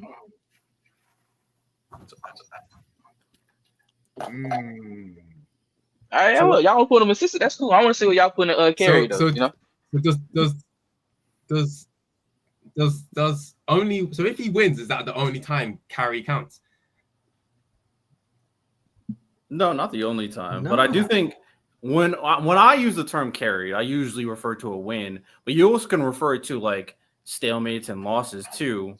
But I mean, we already listed the amount of times his biggest feats, his biggest W's, his biggest comp. A lot of those things were as him without using Nine Tails at all. And then the other ones we said was like an assisted version. Because when I'm thinking of carried or like assisted, I'm thinking like it because in the Neji fight, for example, he had to rely on that power. So that's what I just think of carry. But I see what you mean from assisted. So he's sticking with assisted. Naruto justice has been served. Yes, sir. I mean, you heard it here first. Naruto's exonerated. Shippuden makes the argument even worse for y'all. It does. It makes it even worse. It makes it even worse. So let's talk about Shippuden. Kai and Leon, because y'all are on the same side here. Where do y'all think this version of Naruto belongs? Let me see I actually think. I'm sorry. Go ahead. I'm sorry. I didn't put it up. Shippuden Naruto. I'm not gonna lie, self-sufficient. Riddell, but I was gonna say some help. Some help. Yeah, I'm gonna say some help, but Riddell, I appreciate you. I appreciate you, Riddell. I'm not mad because the pain fight, 100% Ninetales. Like, you think so? No, I mean, like, no. I'm talking about the last pain, the last one, not the whole fight. The last one, the one with the gravity. That thing saved him in that fight, and then after that, he talked no jutsu, not Nagato, obviously. He also beat the last pain with his own strength too, though. Yeah, he did. But that was more carried by Minato than anything in that fight. Because Minato, but he should have lost. Like at the end of the day, like he should have lost. That's true. He beat 5 of them on his own though. I'm just 5. Yeah, on his own. With the frogs and the summon. Definitely on his stage mode. It's stage mode, not his own. We can move this. The frogs helped him with 1, but here's where y'all being nasty though. If he's getting jumped by 6 niggas, the frogs helping him is not some crazy. He was fucking. He trained, but he trained himself to do that though. And Ninetales was hindering that power him in the on his training. own. Ninetales was hindering him in the training. He couldn't use the full. How are we gonna say some shit that he gained on his own is something that's carrying him? Like he worked hard enough to have. No, they're talking about the actual physical frogs being there. Gamabunta, all of them, Gamakichi. Oh, where they actually so a small assist. I guess a small assist. Naruto was grinding Shippuden out.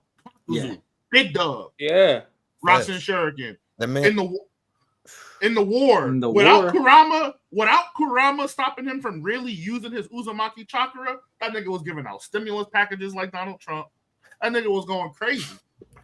All right, so this might be a disconnect between me and y'all. So let me hear what y'all think. I feel like if you've mastered your power and have complete control, there's no way you can say you're getting carried out. I agree. So that's why I agree. Like, the only time that I'm like Ninetales really bailed him out was the last like pain one and against Orochimaru. Yeah. Other than that, it's all Naruto. Like and especially when he beat down the power that's helping him, said, "That's mine now." Come on. I was gonna say Deidara, Tenchi Bridge. Deidara? Yeah, Tenchi Bridge was Orochimaru. We conceded that. Yeah. Then Deidara when he's punching with the 2 tails. Cool. Hey, when he first met Sasuke, he went straight to the 9 tails. Well, yeah, he was about to use it, and Sasuke stopped it. He negated it. Yeah, so that's what I'm saying. We can't count him not using. You can't. I'm saying he was about to use it. No, he was about to use it though because he's not strong on his own. No, he wasn't even about to use it. Y'all talking about what have happened? We talking about what happened. But now I don't even think it's carried or hard carried. I would say like assist or some help because once he got KCM, I give him all like what Bradell just said. I give him like all his credit. To me, this has to be assisted. Kai, explain it. Let us know. But like how I'm thinking of it, he can't give the whole alliance any of his chakra. I'm counting that as assisted. If they're working together, then I'm saying it's assisted. Is that fair? Like always KCM forms, I'm classing that as assisted. It's not even why? Because the Ninetales is not hindering him from using all of his chakra the way he sees fit. He mastered his ability to use chakra. I know, but I'm saying he can't do a lot of this. But a lot of the stuff he did in there, he can't do it without Kuroma's chakra. Why do you think that? I see what you're saying. I see exactly what he's saying. He's saying there's a statement that Kakashi literally says Naruto as a kid has 5 times the chakra reserves as a Jonin. That was him as a kid.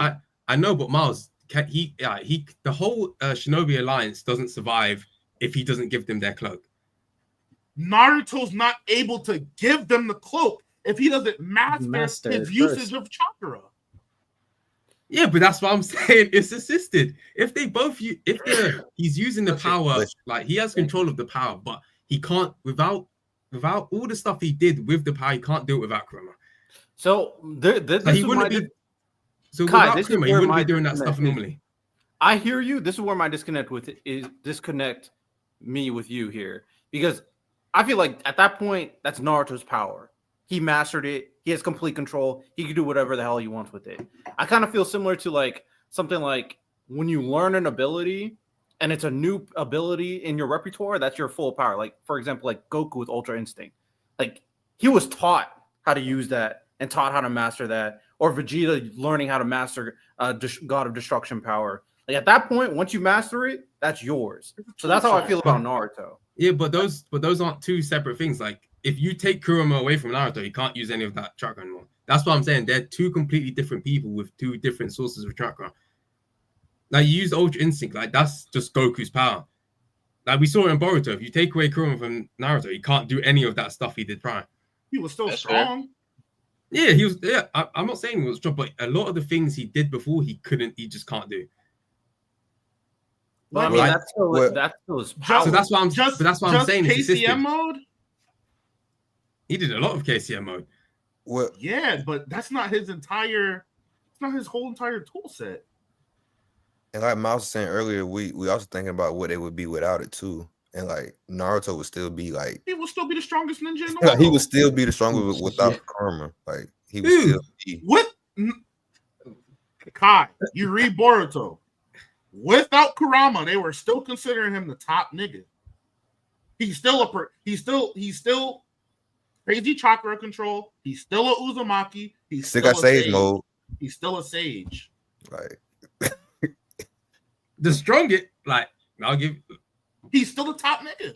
Oh, if you're saying top, then yeah. So, do you consider like when Madara took his brother's eyes that's his power, or that's his brother? Because he can't have eternal Mangekyo without his brother. But that's different. I think that's two different things. Because that his eyes aren't like a new, like it's not like a really, like if you take his eyes away, he can still use some of that power he's received. No, he can't. Yeah, with the Susanoo, they can still use that power. The whole reason why he was trying to get his eyes back was because of that very reason in the war.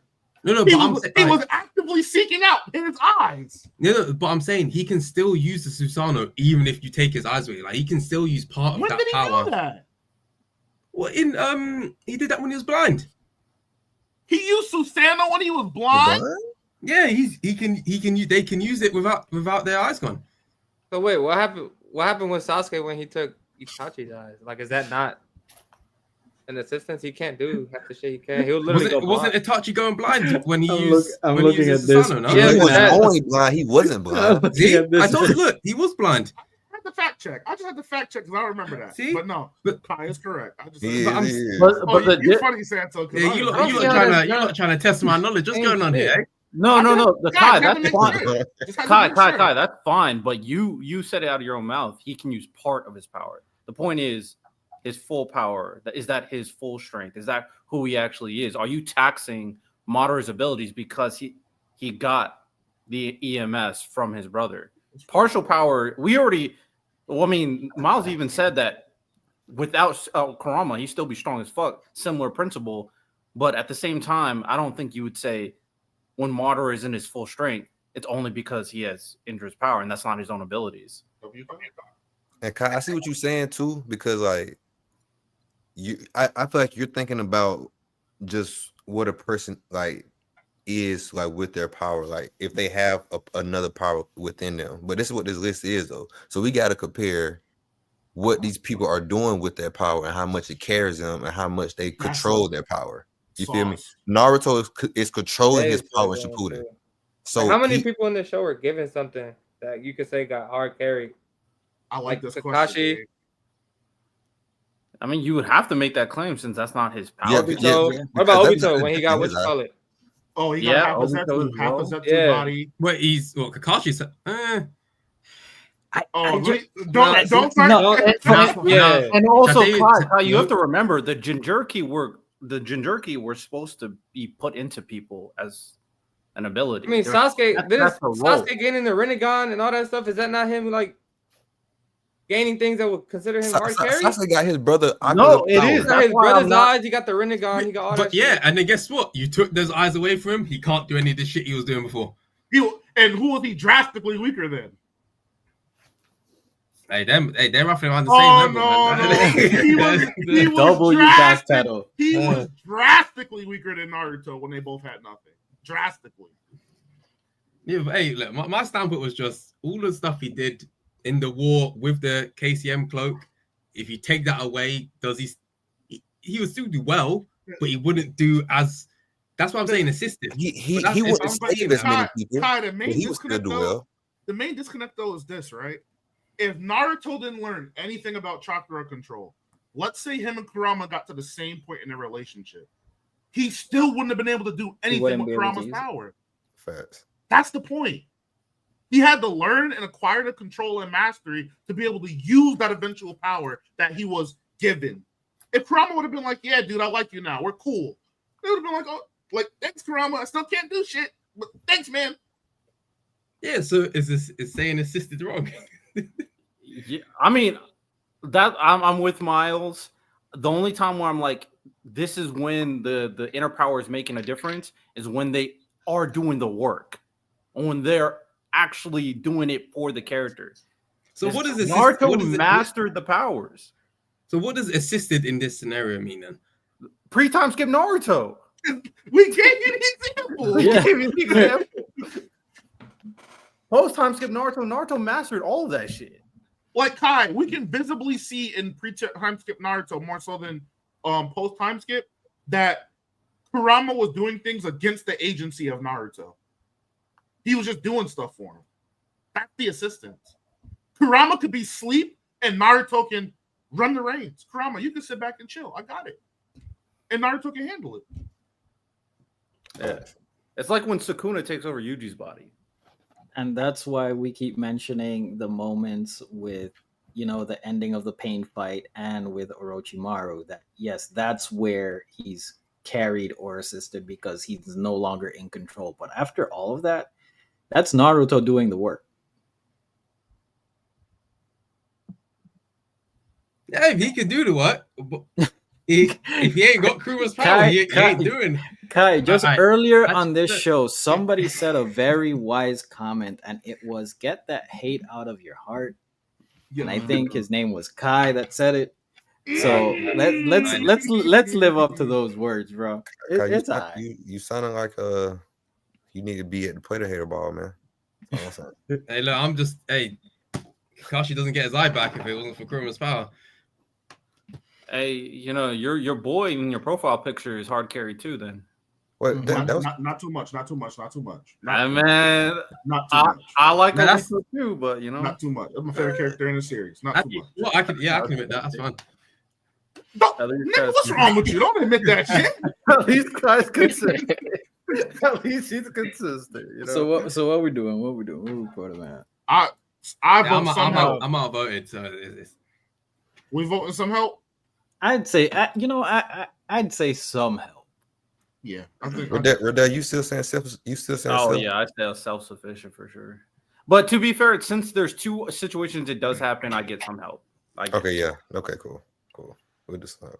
Shout out my boy Naruto, man. Shout out Naruto, man. He can eat up some time. Stop hating on my nigga, man. Up next, how you feel about Yuji? Self-sufficient. Yes, I'll say self-sufficient. I want to say some help just because Sukuna was the only reason why Mahito didn't just kill that boy. So I would say assisted. Oh, let's hear it, Santa. Because we've seen him multiple times be like, Sukuna, help. Like literally, hey, I can't do this, bro. I'm getting backed up. Help me. But in his defense, don't Sukuna just be like, no, and then laugh at him? True. Yeah, but there's times when there's times he takes over. That, and when Mahito tried to use domain expansion, he couldn't because he was scared as fuck because of Sukuna. He did not want to touch Sukuna in that situation. Hold on, Riddell. $2 super chat from Angie from the logo. What carries more, Tail Beast or Hashirama Cell? Hashirama Cells for sure. Hashirama Cells. That was such a cheat code. Another thing too is when we found out that he was basically made to be a vessel for Sukuna, and he had kind of like his powers a little bit. I think that puts him in an assisted category for me too. Yeah, I want to make an argument to be nasty because I'm not a fan of Yuji, but I knew it was coming. I thought about saying carry, but I didn't want to do it. Riddell, make the argument. That's what we're here for. It's hard because he does get a lot of like individual W's. Sukuna does get in the way. He does get help because they don't want to piss off Sukuna at the same time. But I don't think it happens enough for me to say carried or hard carried. And Sukuna does fuck with him a lot. So I'll say assisted. No, but wait, there's no we can't have Yuji in assistance, but then have Naruto from Shippuden in some help. I'd put Yuji in some help. All right, make the argument, brother. No, I'm trying to think of how many like fights or he's been through where Yuji's had to somewhat rely on any sort of ability besides the Mayuto fight. He's had to rely on something from Sukuna. He fought Chosu. He fought Chosu, own strength. He fought Mahito the second time with the help of Toji, so mostly own strength. He fought Higuruma, no, he didn't fight Higuruma. Mm-hmm. Yeah, he did. In the bathtub, yeah. So yeah, by himself, by his own strength. Own strength. He fought what's the plant being? I forgot the plant. I know what you're talking about. Hanami. Whatever that thing was called. Own strength. Him and Nobara against the two Poison brothers on strength. I hear a lot of ands there. Hear a lot of tag teams there. So that's why I'm asking. The reason why I'm giving way more. Oh, we're counting teammates as well. Yeah, I literally said teammates, everything. Oh, I can't make an argument for that. I hear a lot of. Yeah, how many fights does he go into on his own? Like he always has. I don't even know. Does he even 1v1? God for Nobura. Yeah, thank God for Chosu. Yeah, that was 1-on-1. Does that one?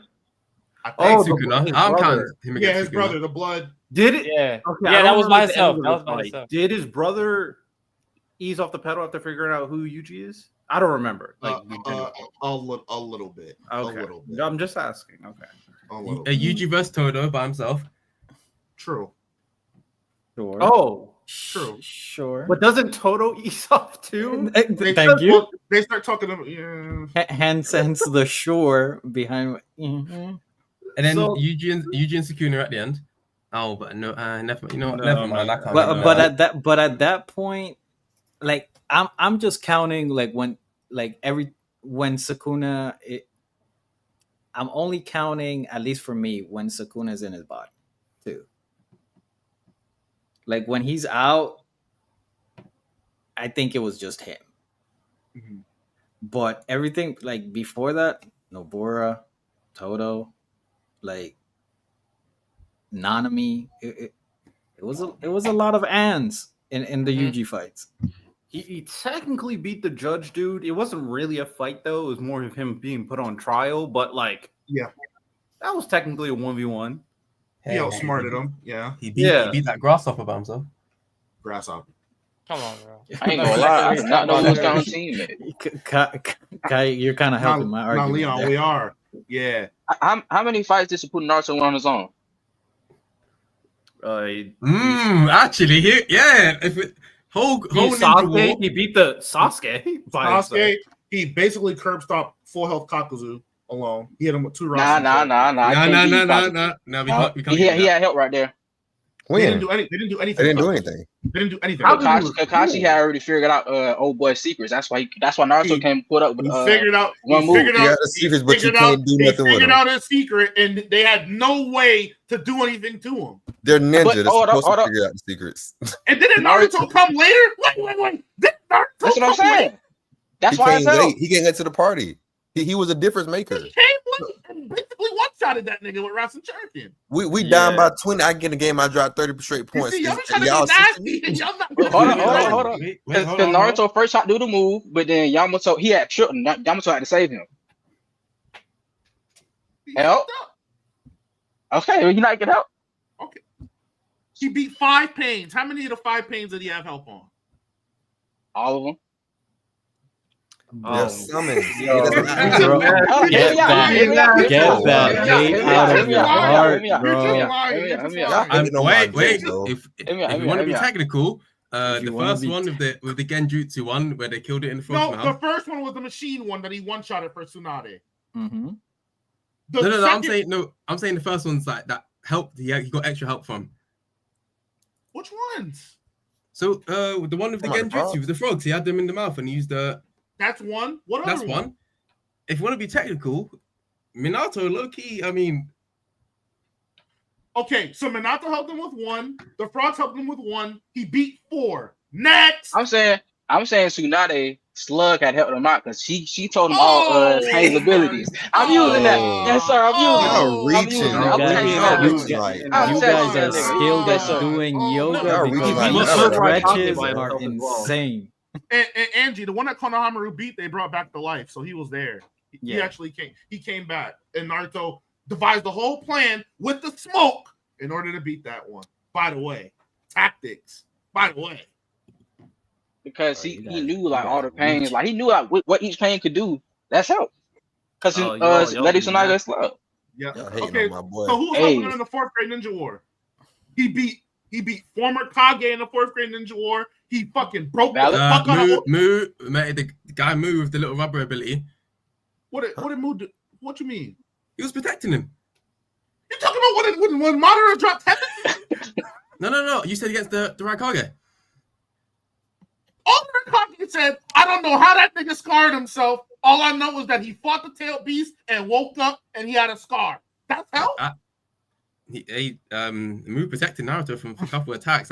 We're being technical here. That's not even let's get him, Kai. That is just we're moving on. We're not letting hate derail the list. We're moving on. Like Naruto had help that whole 4th grade Ninja War. He was the Naruto was the help. He was carrying. They don't think. If we're talking about carrying, Naruto was carrying. Literally. Until Sasuke came with the Kages. Cool, but like we can't put like so Yuji is carrying in a lot of these fights, no? No! Which ones isn't he carrying in? When he was on Hanabi. Yeah. He is getting even when he fought Sukuna, bro came back with no harm. That's without Nanami, he's getting packed. What? About who? Without Nanami, when they fought that first top tier what you call it, demon or whatever. When Nanami said it's time, when he first said it's time to go to overtime, yeah, he needed that man right then. That wasn't his own fight. The whole thing about JJK is jumping niggas. That's literally the whole show. His first proper fight with Nanami was Mahito. And they jumped him. They jumped him, bro. That's all they did. The only person who wasn't jumping was Gojo. They jumped him into domain expansion, and then Sukuna stepped in and helped immediately right after. Who saved Nanami's life in that fight? Brother. Bro. All right. See? Okay, look, if we're being technical here. Carry. You just carry. I don't care no more. Carry. Nah. Now we're nasty. Carry. She's scared now. He was made to be a vessel for Sukuna. He had residual energy from Sukuna after he left, which gave him the ability to use his curse technique and all that stuff. Yes, carry. I don't give a fuck no more. He's carry. I'm with you. I'm with Saul. Because I had no idea we were including teammates. Now that I know that for sure, like, come on, like Yuji. Come on. And Kai, if you keep arguing, we might put him up at hard carry too. We can make it an argument. And look, I don't really care for Yuji. I got some guys on this list that I'm fine for, but you know, that Naruto help got you. That hate got you twisted, bro. You don't hate. Who do you want to cap for on the list? Pick somebody on the list. This is Kaneki. I guess his face got cropped out. You guys should be able to see everybody else, but I'll zoom in if needed. I mean, my only guy on the list is the next guy. Oh, you're a big Black Clover guy, right? That's my guy right there. Got teammates. It got to be some help. Where's at? I mean, where's Asta at? Nah, some help. Some help. I agree with some help. I agree. I think it has to be. What got out the mud? I'm dead. I'm like not trolling. So Riddell, let's hear it. Why? I mean, he uses anti-magic. That's like so the thing about this situation is that he's only who he is. Oh, it's a combination of two things. He's physically amazing. Like he worked out, became a physical beast. But he also has the ultimate power in the Black Clover universe, which is anti-magic. So the combination of the two, and plus Libby obviously being in there to help like navigate, especially later on in the series, I would say assisted. I would never say carried or hard carried because he needs that physical attributes, but he's not doing what he's doing without anti-magic, which is only unique to Asta.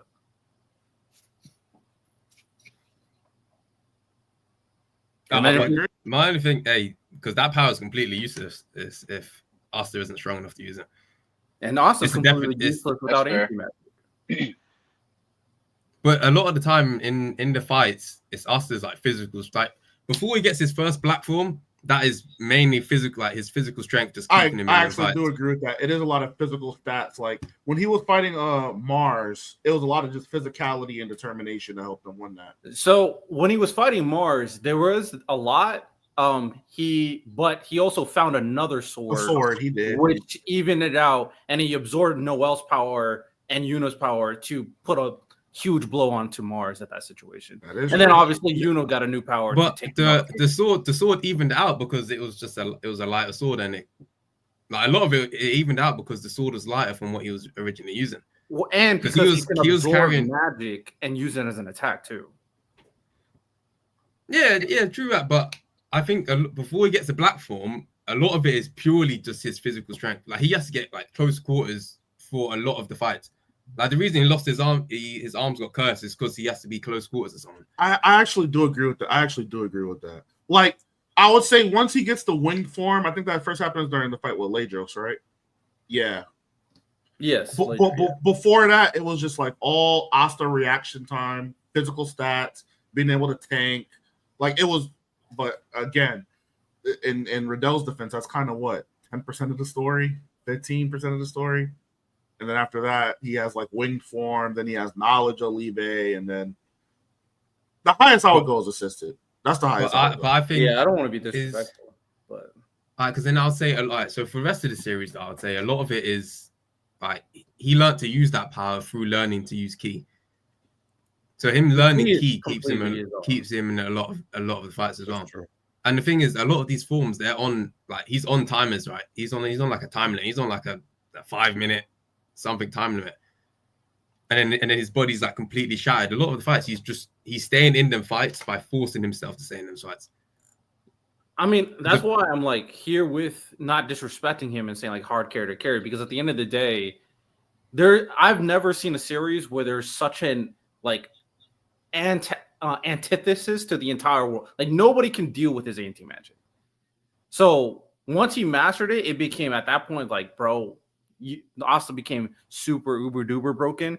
It's just like an unbeatable ability unless you're like freaking experienced beyond and been living for 100 years in the S tier mage. Then you could beat up Asta, who's a kid at that point. Mm-hmm. So anti-magic was just such an overwhelming ability to the point like you're caught up with the manga. He's like a flaw of the universe. He shouldn't even exist because of anti-magic. But I wouldn't say I personally wouldn't say he's overpowered. Because a lot of the time he has to rely on his allies majority of the time. That's why I'm saying assisted. That's why I'm like, it's a combination of Asta's capabilities and the broken ability that can't really be dealt with. Like you need both to make Asta. Yeah, hey, look, I was gonna say, look, if Asta's going in there, I think Naruto should go in there as well. But like, Well, Naruto's strong. Naruto is there.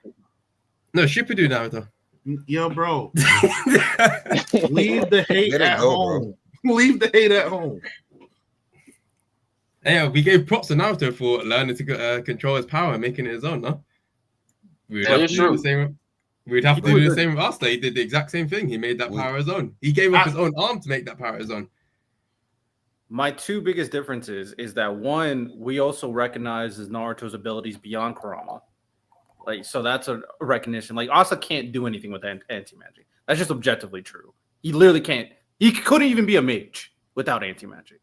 And then the second thing about it is that the anti-magic is such a difference maker. Like, Kurama is the strongest Jinchuriki, but he's not, I don't think, as much of a, like, anomaly in his universe compared to what anti-magic is.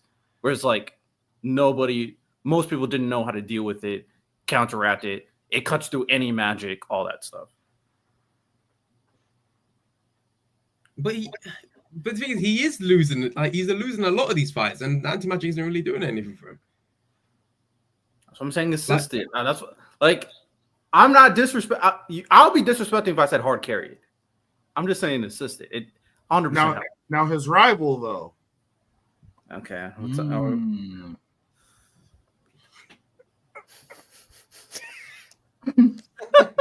Assisted. Gabe, cook that, please. Hey, we're doing his rival next. I have the easiest argument in the world, so I don't know how you guys are going to defend against what I'm about to say. Okay, Riddell. Where do you think he belongs, Riddell? I think some help. The thing is, Yuno's character. They mentioned it in recently in the final arc, which we kind of knew, but Lucius made it very clear. Yuno would have been broken regardless. In every universe, he's broken because he's just that talented. He said that even if Yuno never went to the Clover Kingdom, he would have been the strongest mage Lucius ever fought. Just with Star Magic, he would have been one of the strongest. Exactly. So there is no situation where Yuno is not one of the strongest, if not the strongest, in Black Clover. So that's why I'm like, there's really nothing you can say to me based on what we've seen. Like, this version of Yuno is stronger, but he would have been broken regardless. But how does he get all of this strength? Well, he's born with that magic, star magic. And what about he would have grown up like a normal prince?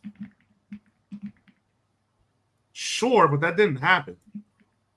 But we know that is a timeline that exists based off what you can't say that. That's why I said you can't say that, because Lucius said that's why even Lucius is surprised he's this strong, because only Star Magic version of Yuno is stronger than anything that he would have gotten from the Clover Kingdom. So the only reason why he probably is this strong is because of Asta, to be honest. So this is the strongest version of him, but my point is he would have been top tier regardless. That's very simple.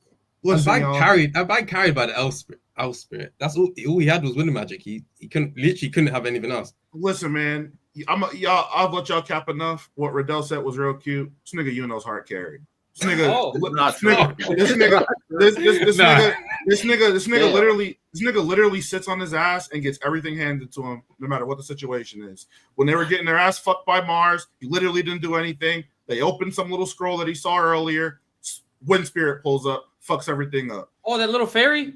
Time and time again, when we see time and time again, when I see Asta doing push-ups, running 10K kilometer sprints, doing whatever it takes for him to get stronger, I see Yuno kicking his fucking feet up, chilling, drinking a cold, sitting up, kicking his feet up, drinking a cold one, and constantly equalizing the difference in power between him and Asta.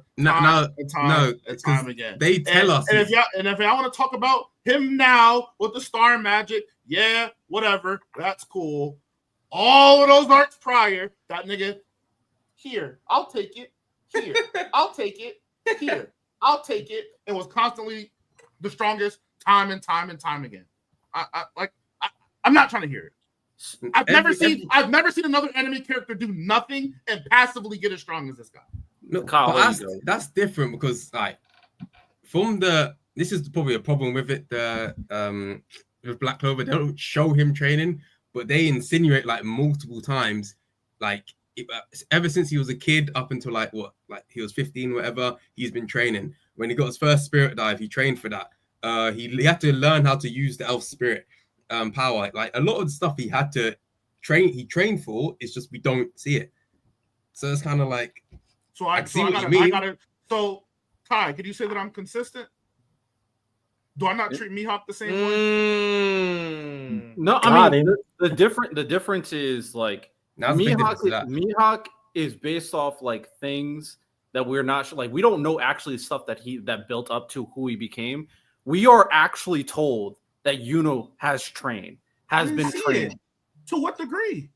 But I'm saying we're told that he trained to get this ability. Like we are told this. So that every single time he gets it, and the thing with the Mars stuff, I agree with you. But Asa also got a new sword. They both got a fucking random power up in the middle of that fight. So it's you see where I got Asa? No, I'm with you for that specific moment. But for everything else, like Yuno trains. There's a reason why, and he constantly does missions. He does hella missions. They told us he does some of the most missions in Golden Dawn for their group. He's a freaking predominant rookie because of that. And then.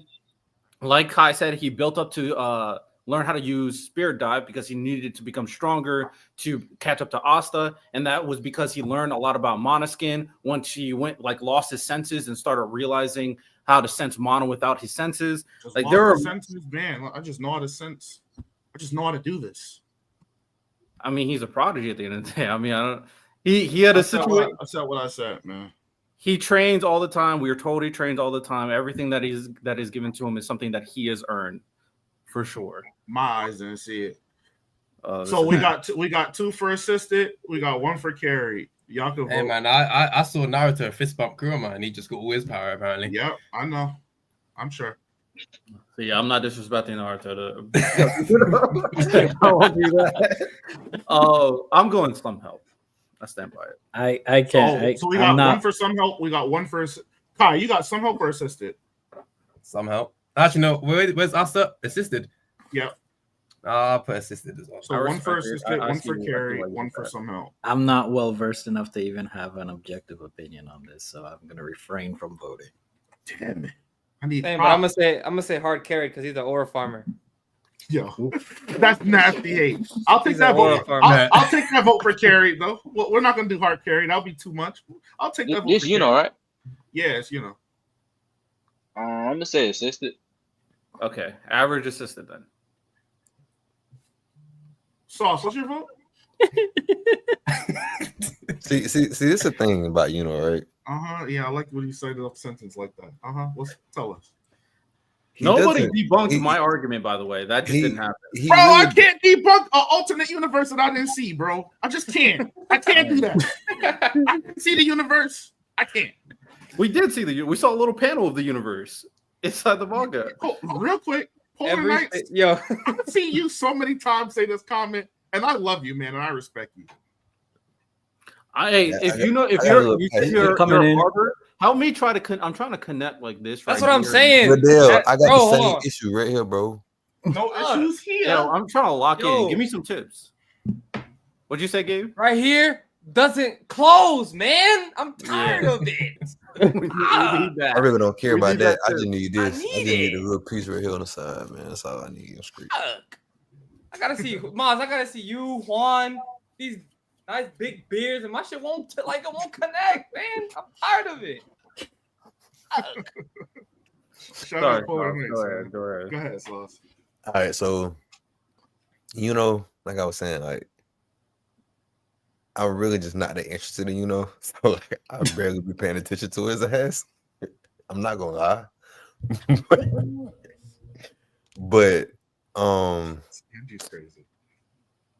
I don't know, man. Like he be getting some shit. I ain't gonna care. He got royal blood too. Like we taxing blood now. Oh, Sauce. I'm glad you said that. We're not doing this. Sauce. Because his blood is not Kurama. His blood is Izuzum. Sauce. You feel what I'm saying? What you gonna vote, Sauce? Because the reason I brought the bloodline is because, like you were about to say, Kurama isn't his bloodline. That he didn't get his power through his blood into Kurama. He got star magic from his bloodline. I'm just saying. Everyone, that's everyone. That's everyone in the story. That's at the age you get the book. But we're not talking about everyone. We're talking about Asta and Yuno. He just pulled up and just We're talking about Asta and Yuno. We're talking about Asta and Yuno. That's all I'm saying. Here's some new busted magic. Nobody else got. But Miles, that's the same thing with everyone else at the age of 15. He just wasn't in the Spade Kingdom yet. He would have got that at the start. Fine. He's the only nigga in the series who has 2 magics, and the nigga did. Nobody has 2 magics. Who has the 2 magics? Xenon, the person he fought, who had space and bone magic. What'd you say? I didn't. Your mic is cutting out. Your mic is cutting out. What'd you say? But that's because he has a demon residing within him. Yeah, and Yuno has an elf. He does. The elf is he does. Why? Does that make him any less carried than the niggas? Carried. But he trained all that power. See, this is why. Look, all that power he had, he trained for. See, none of the niggas weren't training like that. I'm saying all the power he had, he trained for. Show me the panel where the nigga was putting it. Can you show it to me?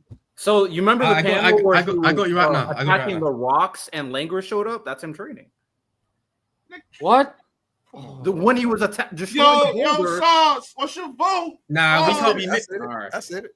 Kyle, you all I'm saying is, all of this graceful energy y'all giving to Ichigo better get the same shit. I better not hear nothing negative about Ichigo.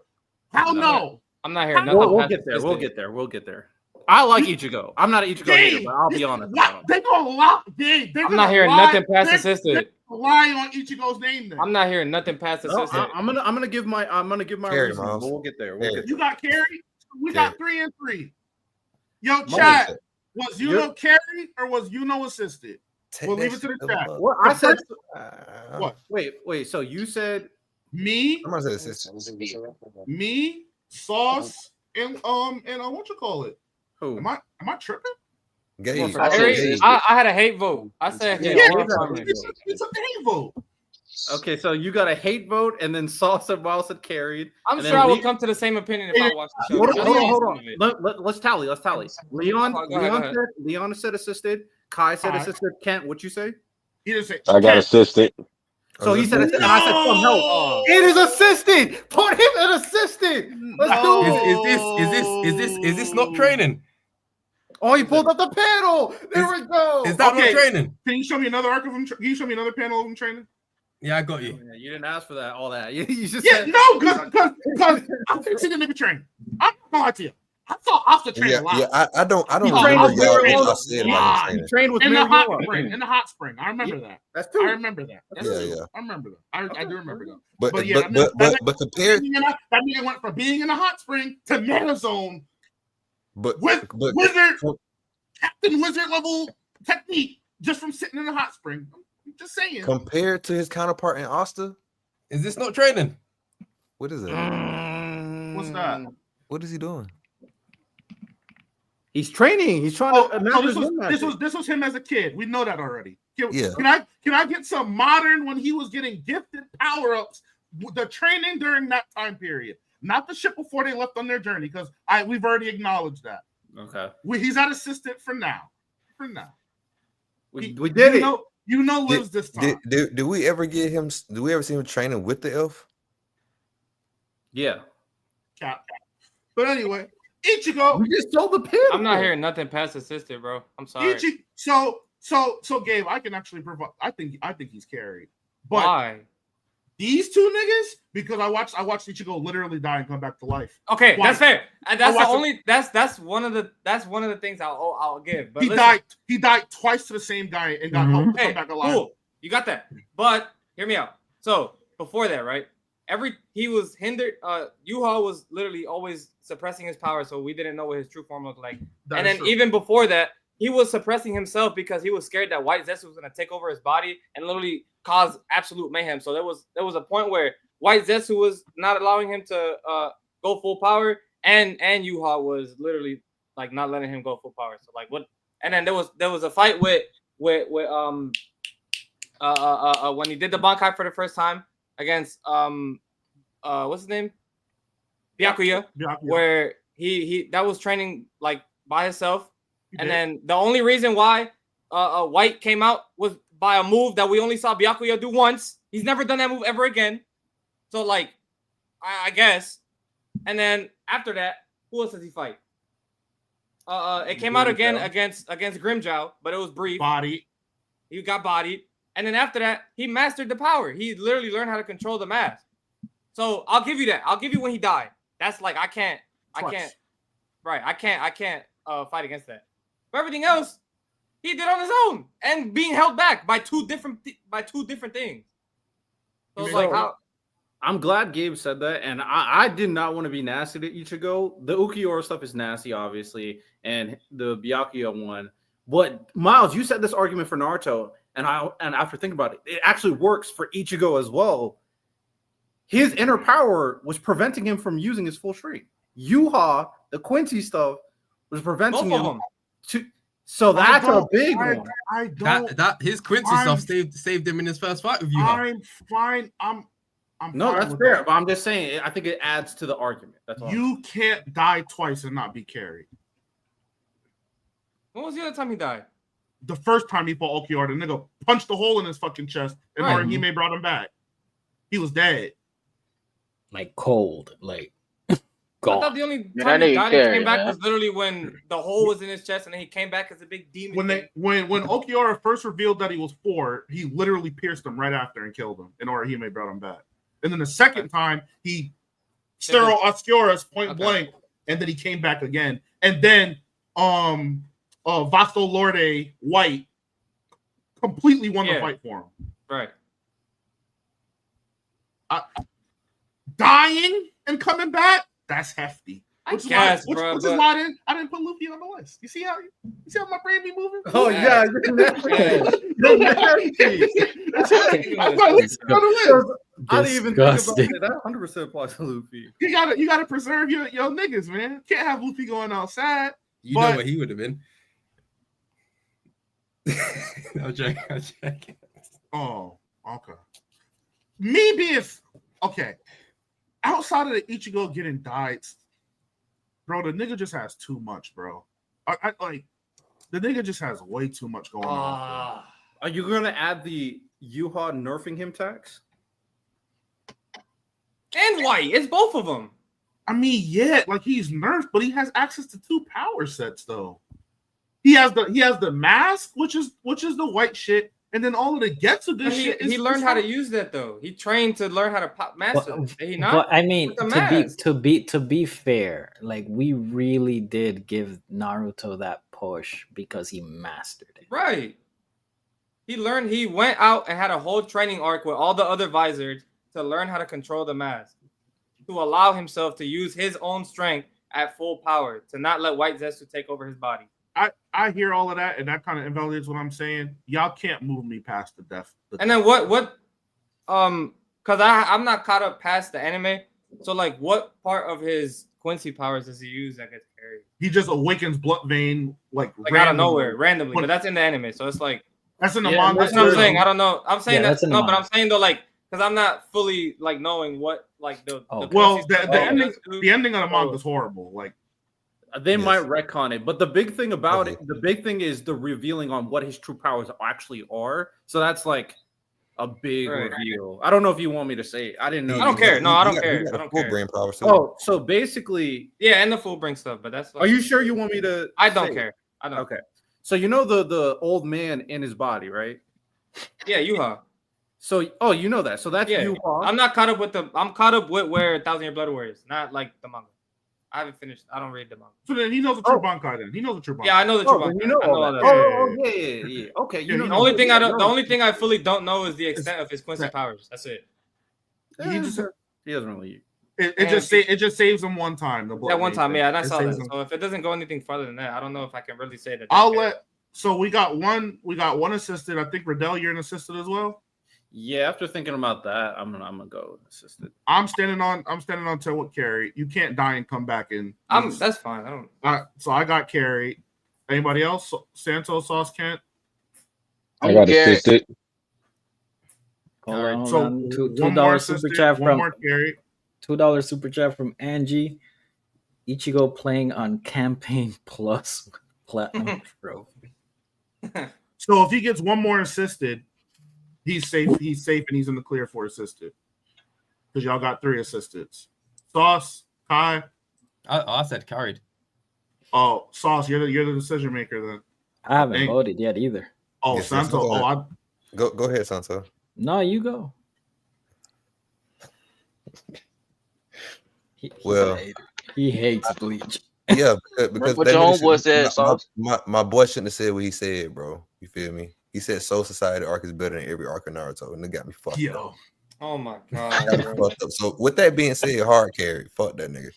All right, so it's not even the real thing. And he trained with his dad too. We'll take our vote for carry. But objectively though, I would say assisted though. Okay, so never mind, assisted. Yay. So Santo, where are you going? I'd say assisted. Yes.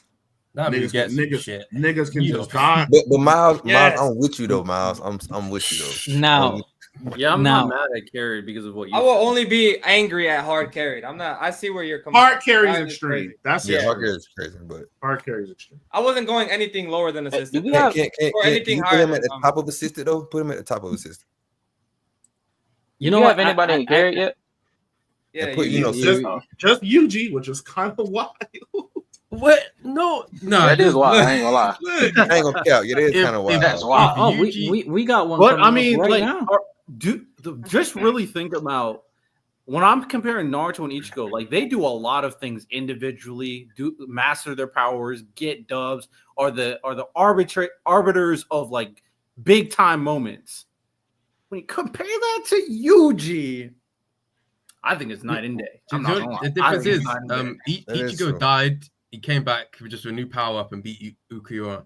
Yuji died, but he had like a punishment for it. He had like a specific like contract like that him and Sukuna had to make for him to come back for it. Yeah, and he doesn't have nearly as many big W's like Ichigo does. Solo dolo. Ukiura. Ichigo wishes he had Yuji's friends. Grimjow. But Ichigo versus Kenpachi, Nigga broke his sword. Never mind. He went to Soul Society with Chad. Man, and he wishes he had Yuji's friends, bro. Man, y'all saying Chad? Wait. Y'all saying Chad like Udiu not right there. Oof. Hey, my dog, I respect it. But or you pat that boy up. I'm just saying, you know. W friend, I don't know. Denji's up next, man. Chainsaw Man readers. I've only read half the series. I've only seen the anime, and I'm gonna say hard carry. Same here. I'm in the hard carried camp. Supreme hard carry. If there's no Pochita, there's another hard carried on here. Okay, Denji cannot do anything. He's literally nothing. He's useless. That makes sense. Yeah, he doesn't even Riddell, like right now. I see you pondering Riddell. He can't even flee. I guess it's the. You know, it's kind of combination with like he has the most broken ability in comparison to his universe, the chainsaw double, kind of like how Asa has anti-magic. Difference is Denji didn't work towards getting the ability. Denji's not that smart. Denji's not that great of a fighter. that man Denji just pulled that switch, man. He's not good at anything. Pull that switch and he goes. He has no talent except Noonan. I mean, like the Riddell fight for us. You can't tell me I don't like Denji, so it's like it's not gonna be easy for me. Like, can't even defend him. He trash. Yo. I would go hard carry. I think hard carry is a stretch. Riddell is searching right now. Wait, so Kai, why is he has no battle IQ and tactics. Nothing. He literally has no charisma, no type of he doesn't do jutsu, anything no game. The nigga has no base level intelligence. Nigga's literally a bot. He got no bass in his voice. What does he have besides the chainsaw though? The man cannot throw no hand. He beat Katana Man using his IQ. Kai, I'll say this. You know the question that the anime community has asked multiple times, that if you could fight a character in the anime world where they have no powers, who would you pick? I'm fighting Denji, bro. I saw Denji beat up Aki. I don't know what you're talking about, man. I'm packing up Denji, bro. Think we're endearing. That's why I said he's a good friend. That's it. Also, Denji's very easy to like manipulate too. Trash. Just trash. And he does get W's, but we have to remember he has the most broken devil in Chainsaw Man.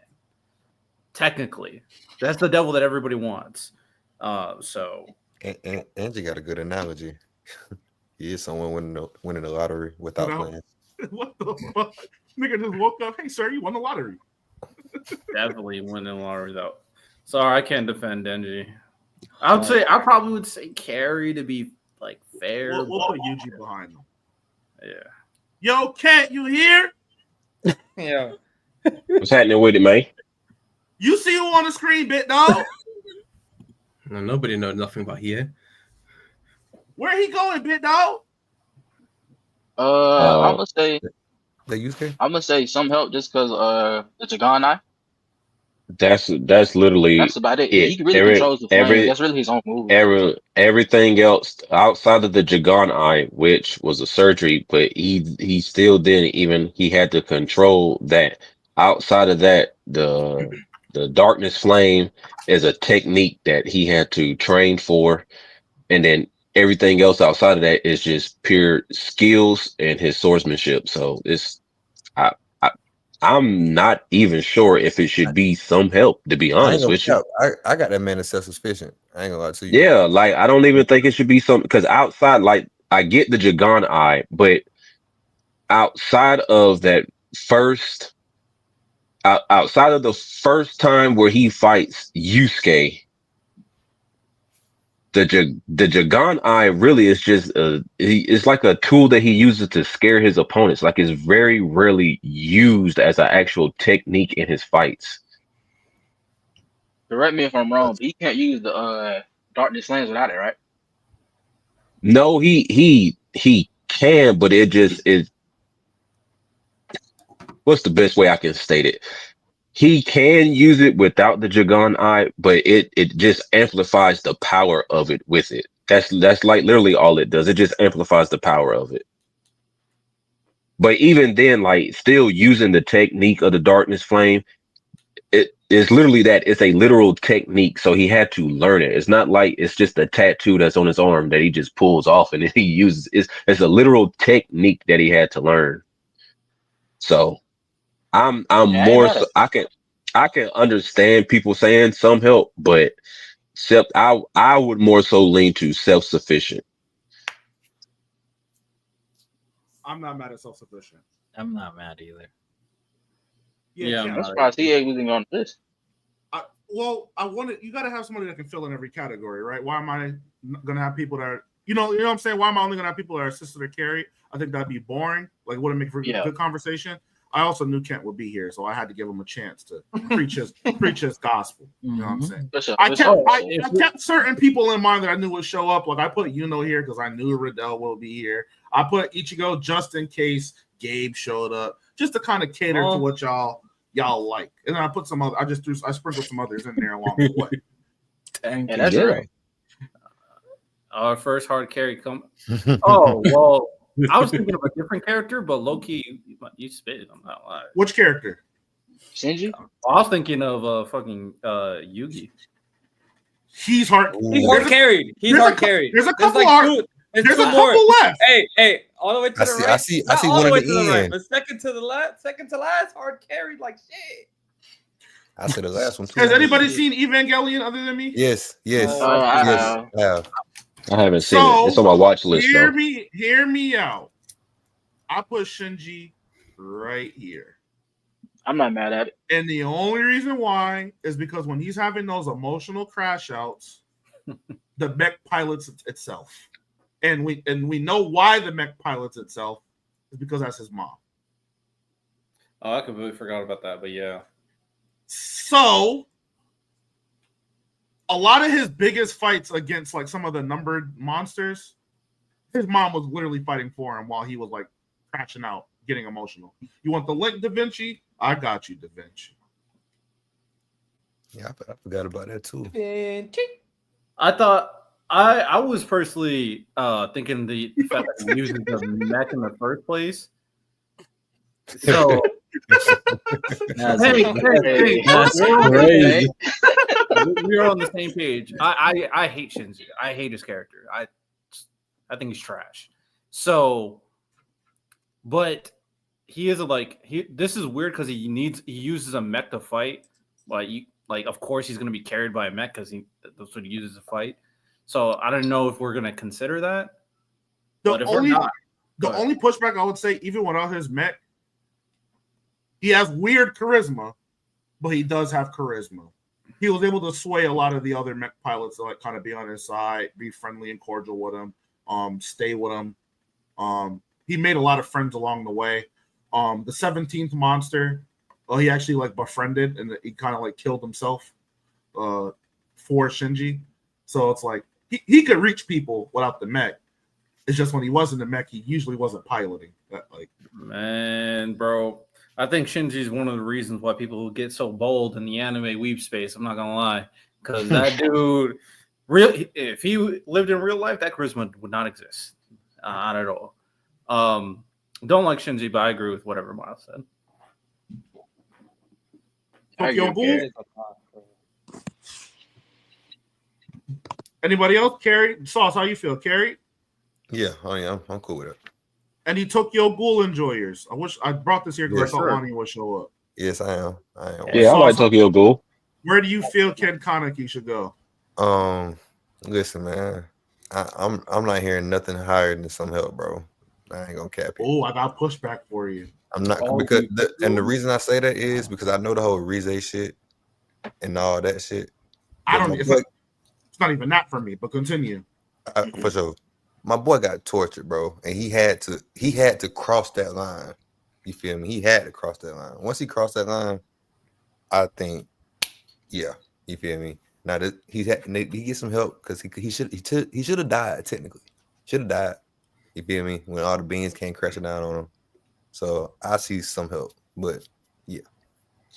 I think I know what Miles's argument is. I think I do. It's like a twofold argument. I have a couple problems with Ken Kaneki. My Dev, you're in here on 2 devices. Yeah. Okay. Well, yeah, I did lead out on. My first issue with Ken Kaneki is up until he's past that Heisei Sasaki arc, his Kagune is pretty much in control over his emotions. And he's relying on crash outs in order to persevere and win fights. Similar to a Naruto getting mad and a Kurama taking over, or an Ichigo pushing himself and a White taking over. He was constantly looking for, I'm not going to say looking for it because it was actual emotional trauma from the stuff that Jason did. But when we look at some of those fights he was winning, especially when they were really getting into the thick of it with the Algiri tree, it was constantly, let me crash out, let me win. The Kagune, his Kagune was just expanding, attacking people. He was never fully in control of what he had going on up until after his investigator arc was completed.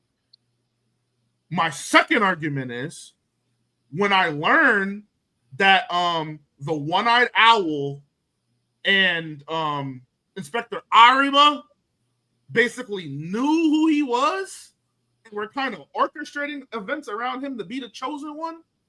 I forgot about that. I forgot about it. He's not just getting help from regular people. He's getting help from the top 2 strongest in the verse. His powers derive from another basically top fighter. And throughout the entirety of the series, he's pretty much being guided by his ability and winning fights off of crash outs alone. He's not using tactics. He's not thinking. He's not relying on his own strength. He's not even relying on his allies, really. He's just, I know I'm going to crash out. I know I'm going to win. Assisted to me is the minimum Kaneki could be at. But So, Riddell, what do you think? I'm kind of with you, but in a different way. I think the difference between Ken Kaneki and a lot of characters we've talked about so far is that he never wanted to go down this path. He was forced into it. So that's the biggest thing with his character. Like Rize forced him into it, and then Arima and the One-Eyed Owl, all of them forced him into it. Jason forced him in. He was constantly being forced into these situations to become the guy. But I also give a lot of credit that even though he didn't want to do this, he was like, there was a lot of failure, but he was getting the job done until obviously the end of the series where he defeated one of the greatest villains in manga history that nobody talks about in Furuta. So I think there's a lot when it comes to, you can say he's carried because the crash out, the mental instability, the kagane that was forced upon him, like these are things that he didn't even want, but they made him into who he is. But the fact that he was able to still take all of that, accept his role, and get the job done, I give a lot of credit. So I'm gonna say assisted, because at the end of the day, I feel like Ken Kaneki is the only one who could have done this job.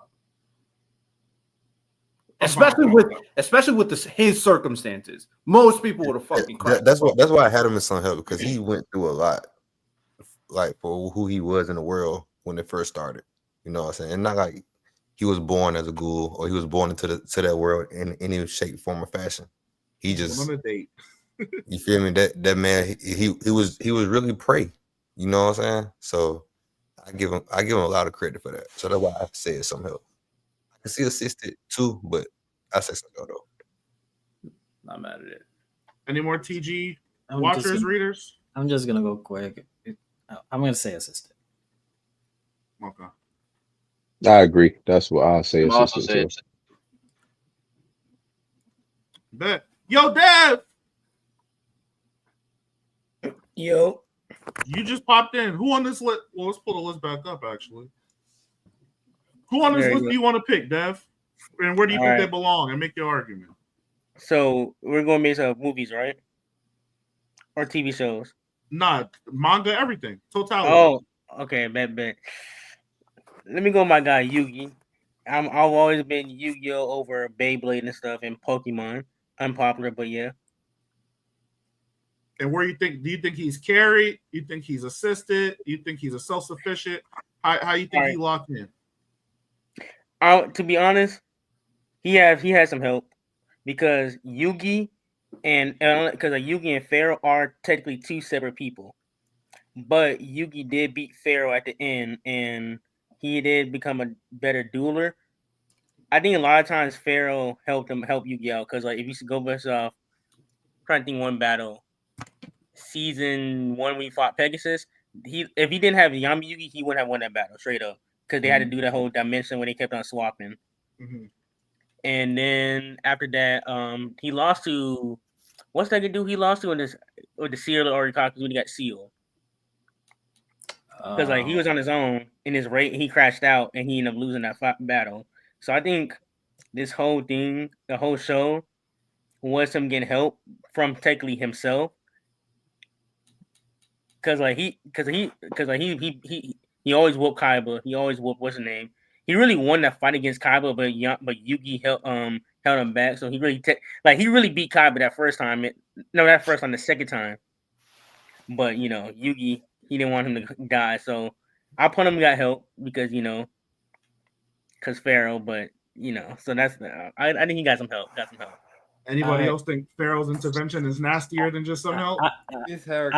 I play Yu-Gi-Oh a lot. I've watched all the animes. That man carried, bro. Like, I mean, hard or regular? I would. The only reason why I wouldn't put hard carried is because Yugi did beat Yami, and he's actually had feats by himself. Like he went against grandfather's best friend's granddaughter, just him by himself. One. He beat Yami by himself. The Pegasus. That's the biggest feat. Yami has. I mean, Yugi has feats, but every other duel, instant change. I'm gonna add context to two of the fights though. Hey man, I think him fighting against Bakuro and Marek as Pharaoh is fair because they have the same thing. Mm-hmm.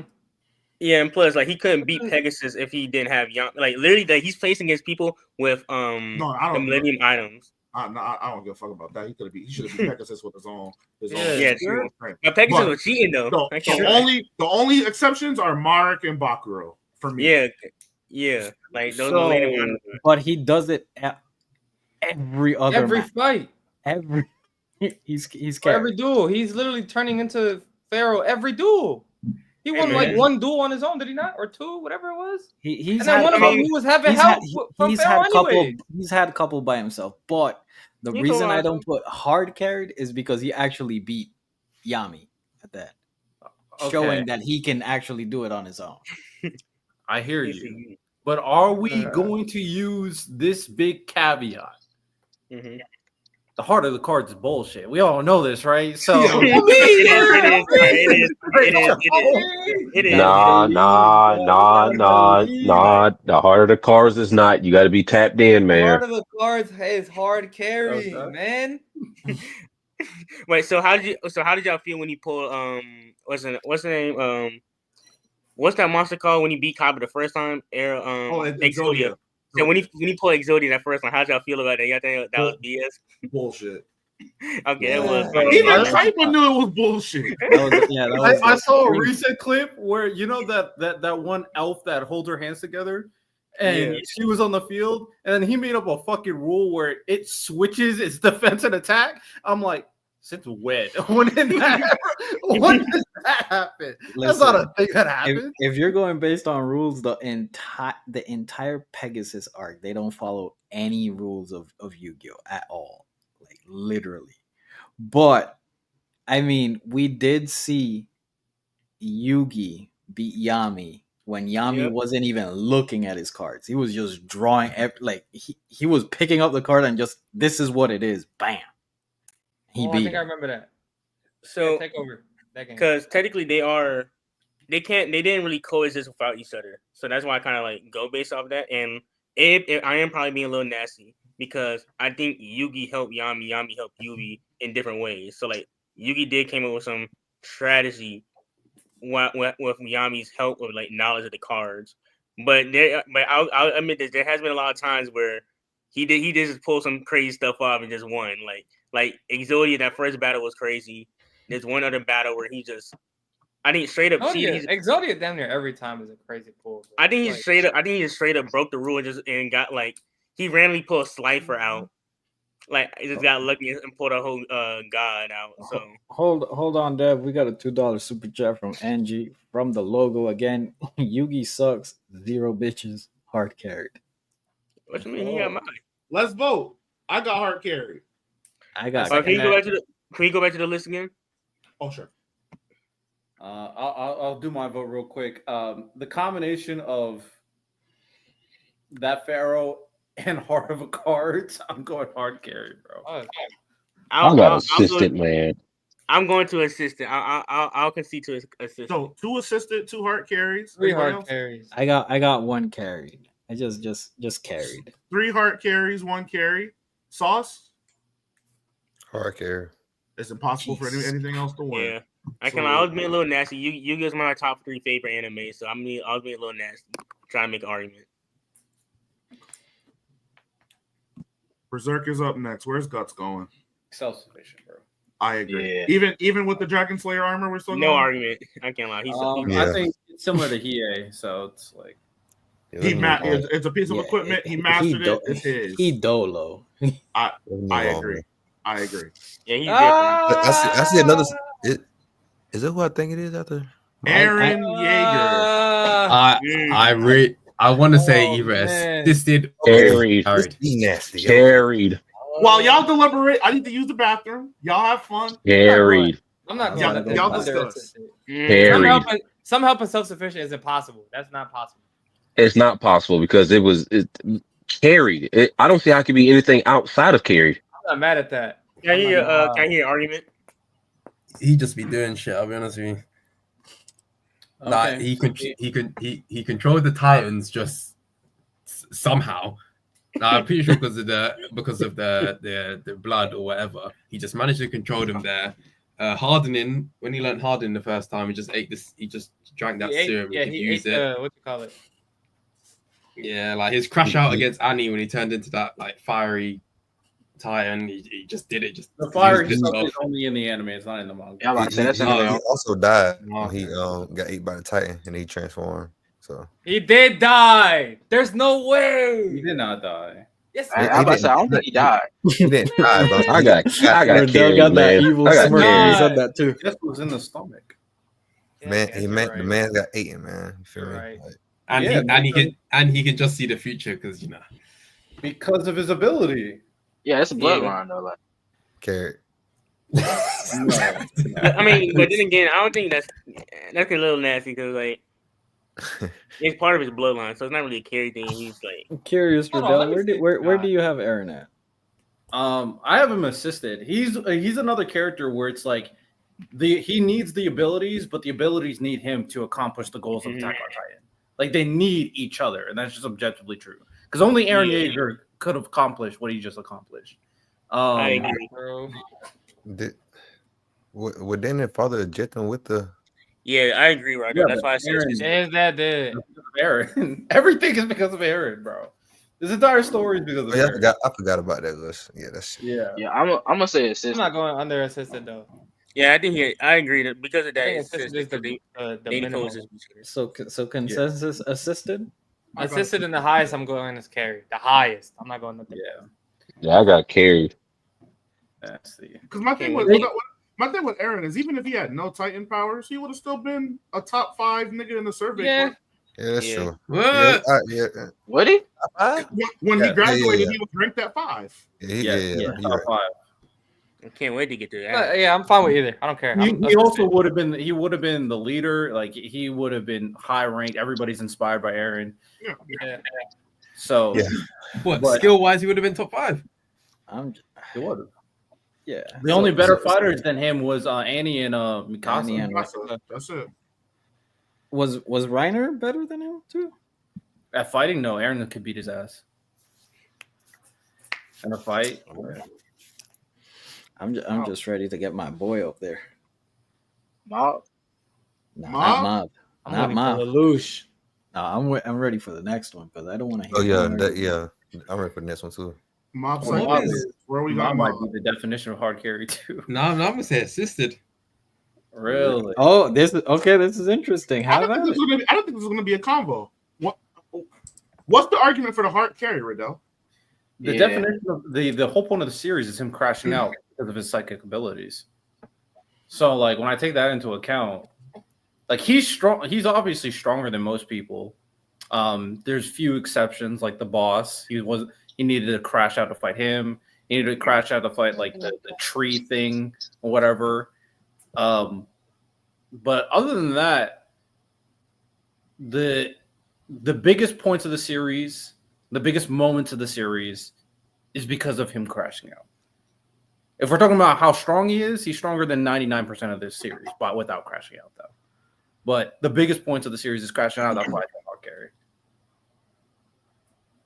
All right, make your point before I make mine, because we're all over the spectrum here. Because a lot of the show he's fighting against his emotions. Like against the boss, he crashed out, but he still managed to control his emotions after that, and he was like very aware of what he was doing in that moment. Against, I can't remember his name, but to see the guy in the dream world. Yep. Yeah, he was like very aware of using his powers there, even if he was at like question mark or 100%. I think a lot of the time he's like, yeah, he's scared of crashing out, but that just comes down to his like emotional state. Yeah, I'm with you, Kyle. I got him as some help. I think his emotions are for sure a hindrance to what he's able to do, but it's pretty much established from the onset. There's not really anybody that could fuck with Mob, Esper wise. It doesn't matter who it is. Now, will his emotions stop him from getting a one he's supposed to? Sure. Can his emotions help him get a one he might have not been supposed to? Sure. But there's no other outside factors except for him. It's always him. Whenever people are around, they're relying on him, and he's always just relying on himself. Like, if he didn't have the crash outs, I'd put him on self-sufficient because I think he's pretty damn close. I think he didn't crash out in the last fight. Did he against Broccoli? Did he? The last fight against Broccoli, whatever the dude's name was. What about it? Did he crash out in that fight? I think so, but he that was a weird one because it was kind of draining his powers. I think it's been a while since I've seen it, but I think it was draining his powers, so he could not win that fight in general because of it. So Brock Lee had to win the fight for him. Yeah. But no, you want hard carried? I did, because I'm really just talking about like the pivotal points of like what he does. If we're going straight to like this is not being like an outside power, then I would agree with you and Kai. But his biggest moments, his biggest W's, his biggest feats are all due to his crashing out. So that's Any other? I'll meet Kai where he's at, and I'll say assistant for the sake of the vote. Anybody else see Mob Psycho?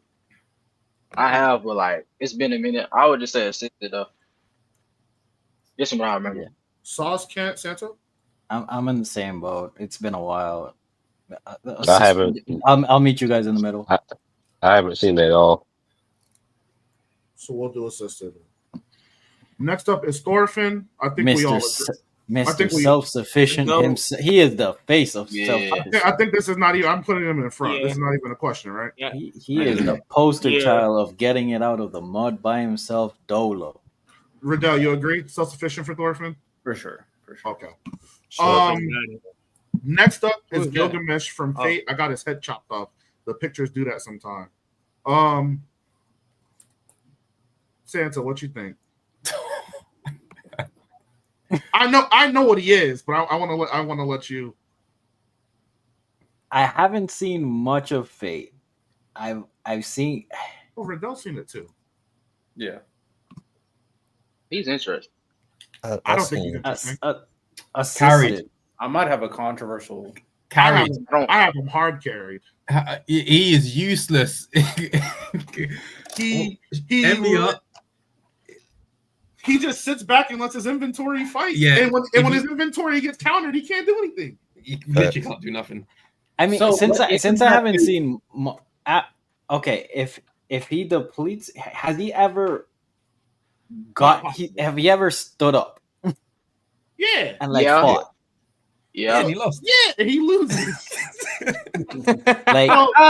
So Santo, he relies on the arrow thing, right? And then that's his only move. And then when he's like, "Oh shit, I'm about to lose," and my Elish, which is like his strongest ability, he usually loses before he's able to use it. But as far as like hand to hand, no battle IQ, no hand to hand, no tactic. He just relies on his abilities. Okay. And then he had to rely on a deal to stay as well. So what you feeling, Riddell? So initially when you said it, I was straight up honestly, I was thinking self-sufficient because I was like, I mean, I agree with everything you're saying, but I was like, this is his ability. True. I mean, that's what he does. But if we're gonna make the claim, which I think is fair, is that these are all weapons he gained and put in his inventory to use, then I would switch. Like, yeah, he needed to get all these weapons in order for him to use this ability. But how did he get the weapons? I would say hard carry at that point. So I guess how did he get the weapons though? Just through him being a king. He was a king. He conquered everything in his time. Yes. So if he conquered it, like I really can't tax him for it. I hear what you're saying, but it's like, okay, so I agree then. He is weird. Because that technically is his ability. It is. Yeah. And I feel like I'm taxing him for not having anything else other than this one ability. Because from what I've seen, the moment that shit don't work, he's good. Miles, Shirio Emir literally said against any other servant he'd lose, but because Gilgamesh can't. Riddell, you remember that? You remember that? Literally useless. He said it pissed me off. But Shiro is also the perfect counter because of how his abilities work. Same shit. Yeah. So it's like fair. I mean, okay.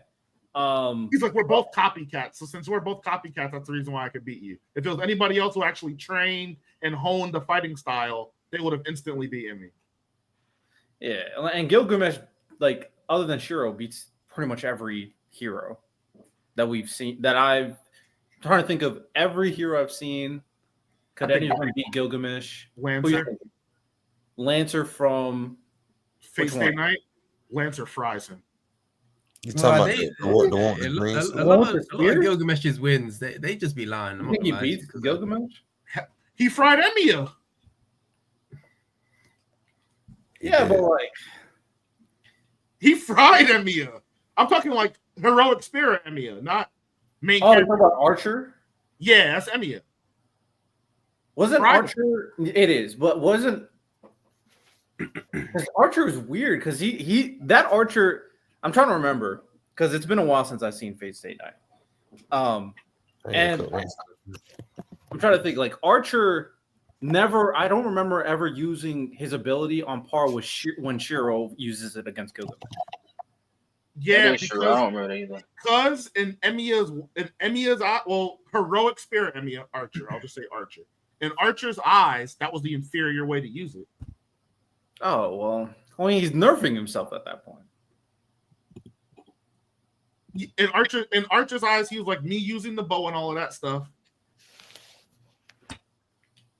Well, no, so Dan. I'm not talking about the actual Fate stuff. I'm talking about just the anime and the manga. Because when we get into actual Fate, then yeah, Gilgamesh hard fucks every hero ever. But the anime doesn't apply by all of the rules of the games. Okay. But Dan, we're locked. We're just talking about the anime and the manga. Okay, what perspective do we want to use here? I guess that's the biggest. Just make your own criteria and we can just vote from amongst us who watched it. I will say I'll meet in the middle and say assisted. I'll just do that. I'm not mad at that. I'll say assisted then. I'll say assisted. That's fair. Kai, you sticking with hard carry? Damn. Well, as soon as he picks up anything else, he's useless. Like that's like the only thing that's like bothering me. Like he just can't do anything else. He really can't. And then he's like an Enema Elish merchant. And then Dan, to answer your question, Gil as a caster in FGO is not moving me as much as Lancer as a caster in FGO. Stay woke. Lancer with the runes and shit and the crystals. Yeah, I'm gonna say assisted. Leon, you see Fate? Yeah, I think I've seen like all the versions of it, anime wise. Like the first like the main ones, like Zero, Night, and movies. I say some help. That's what I say. So we got one some help. He's gonna wind up an assisted. Almost done. I'm glad. So Santo, it actually turned out fine. With the debate, we would have probably been here until 3 a.m. Pretty much. Okay. Next up is Tatsumaki Tornado from One Punch Man. One Punch Man. I haven't seen that in so long, bro. I don't remember. Yeah, I don't read One Punch Man either. Y'all sad. It's been a while. I haven't seen it in so long. Given the fact that it's her actual psychic ability, I'm gonna say some help just because she's in a hero society and association, but outside of that, it's her like what she does is based off of her actual ability. But because she is part of a heroes association, it's like other heroes come in and help her during big fights anyway, because it's kind of like what they do. But even then, can't. How about the Riddell? Even then, help. Yeah, I'm like, she kind of does all the heavy lifting. Yeah, Yeah, what I remember, she's so very job. I was gonna say you get Loki put her self-sufficient. Like, is she doing majority of it? That's the girl with the tornadoes and stuff, right? Yeah, that's tornado. Yes. Self-sufficient. I think. Yeah, I think she's self-sufficient because self-sufficient. Yeah, I'm as self-sufficient as well. Because I have teammates, but if I'm the one putting up the points and rebounds, I'm kind of doing it by myself. The man, the myth, the legend. Oh, self-sufficient. Gojo. Oh, it was actually Gojo. I thought it was Where are we putting Gojo? I don't. Some help. Yeah. I agree. He has to be in some help. For people without some help, what's your pushback to it? I say assisted. So Santo, for me at least, I think about all the shit that he was able to do separate from Infinity, and for me, it's just his understanding of cursed energy. I think, like, yeah, he's able to like see it and process it differently because of the six eyes and everything, but his level of understanding, I don't think anybody understands the power system more than him. Like, not even Sukuna. I can agree to that, but then there's still some like that Infinity boost. It really does help. He had to master it though. It went from him he had to be consciously aware of holding it up to mastering it, and then it was able to kind of just be always active. But he had to. I don't think it helps that much. I mean, and if we're doing death tax, I mean, and Kai, I agree. Because Santo, if he takes off the Infinity, die. It's only Sukuna who can mess with him. He get packed up by a guy with all that understanding of curse energy. He did get packed up by that guy that had 0. Who? When he got his head Toji. chopped off. Oh yeah, Santo. You know that's my favorite agenda. You know I agree with you on that. I love that agenda. So I mean, I can't go some help.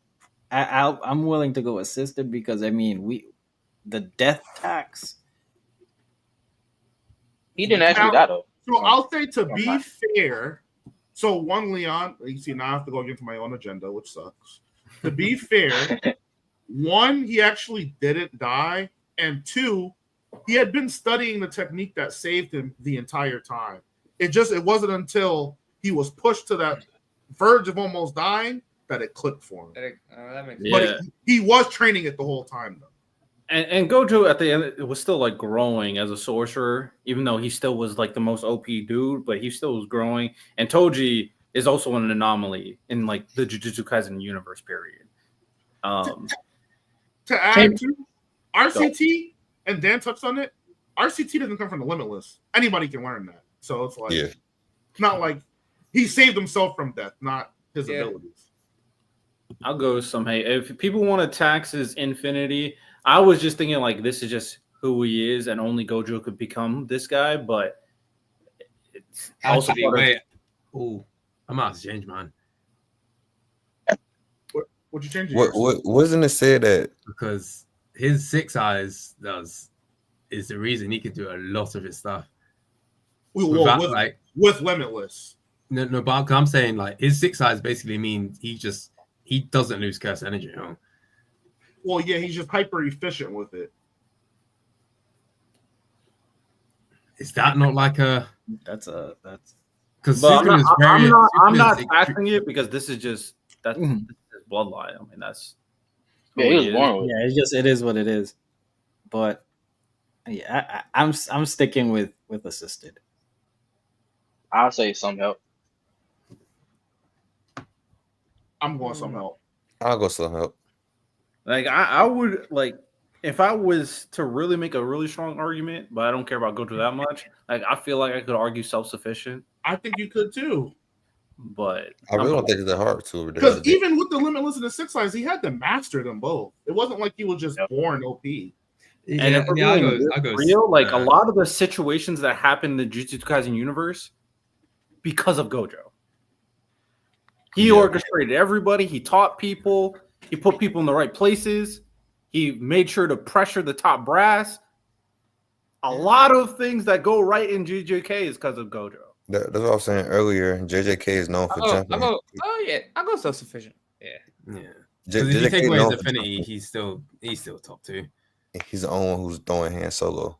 So, man, like it says something that you had to bring his dead body back to life to compete in a fight. The final arc. I mean, just $2 super chat from Angie. So, how much lineage and hereditary traits factor? I don't think if you can't control that, I don't think that should be a factor. They have no control over that. His old clan members are bums.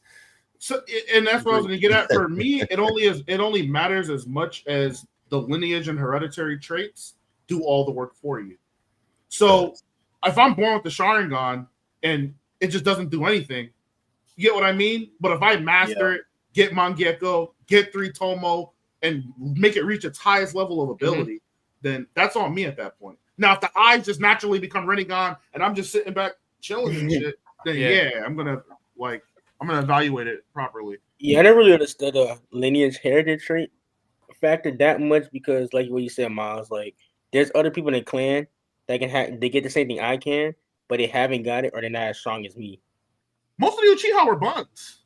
Like literally, like there's a reason why only like how many of them got Mangekyo? It was only Fugaku, Itachi, Madara, Sasuke, and Sichui, and now and Obito and what's her name, Sarah. Yeah. 7. And well, and then like people that we don't know that were just shown briefly, but 7. Well, 7 confirmed. Most of the clan was regular fucking people, so lineage and don't matter that much. They don't matter that much. I agree. L. I said L. Light, I bet. Oh man, I'm gonna say some help. I agree with the boy. All right. I'm gonna say Loki. Dang, I want to say self-sufficient. I'm trying to think.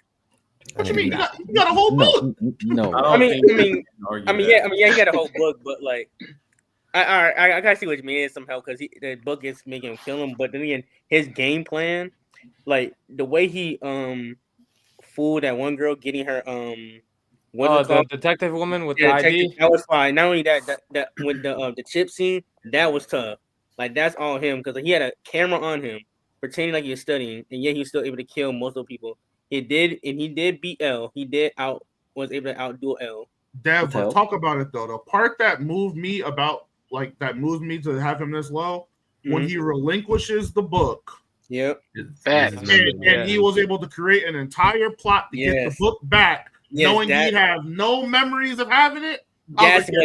He's a demon. Yeah. And Miles, that's why I got him self-sufficient. That moved me so much. That's why I found it self-sufficient because like that man game plan and he manipulated that girl so hard, and it's like yo. So I understand it's some help because he needs the book to do the actions, but the plan, the wittiness, like that's all him. The evasion is really I hear you guys with all of that, but he also did have his girlfriend who also had a Shinigami as well that helped him.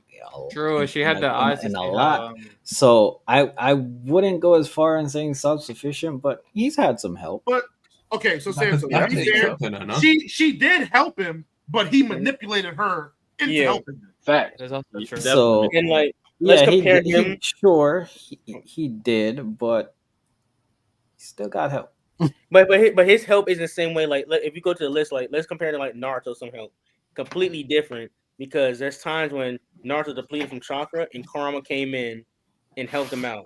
His agency stuff like that. Yeah. So like, it's different. His help is completely different than. It's made on his own like merit. It's completely different from other ones. So I'm gonna be very brief with it because I'm gonna use very consistent logic that I've been using. I see him similar to Asta and Eren Yeager. Yes, he is who he is because he's super smart, but he can't do what he does without the death note. At the end of the day, he can't do all the things, and then not only the killing people part, but also using it, like you said, with the whole manipulation, losing the book, and all that stuff, and also controlling people to do certain actions. Like he can't do all of that without the death note and become this god that he wants to become without the death note. So that's why I have to say assisted. They need each other. And then pretty much like in the end, sure, he did manipulate a lot of people, but what was his name? Mikami?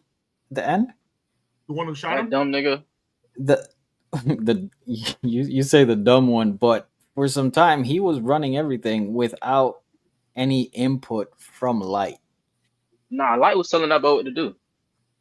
And he actually messed up at the end. That's how Light got caught up. Yeah, that's how Light got caught up. Yeah, he messed up at the end, but for some time he was doing it on his own. No, Light was giving him instructions the whole time. Not the whole time. I could be mistaken. You're right. I could be mistaken. I'm just saying he's had help. That's why he needs some help. I say self-sufficient. I'm fine with me in some help, but I say self-sufficient. But I'm okay if y'all put him in some help. So we can just go around the room. Dev got self-sufficient. Santo? Some help. Sauce? Excuse me. I ain't finished stuff up. Kent, if you're there. Gabe? Some help. I see it. Leon?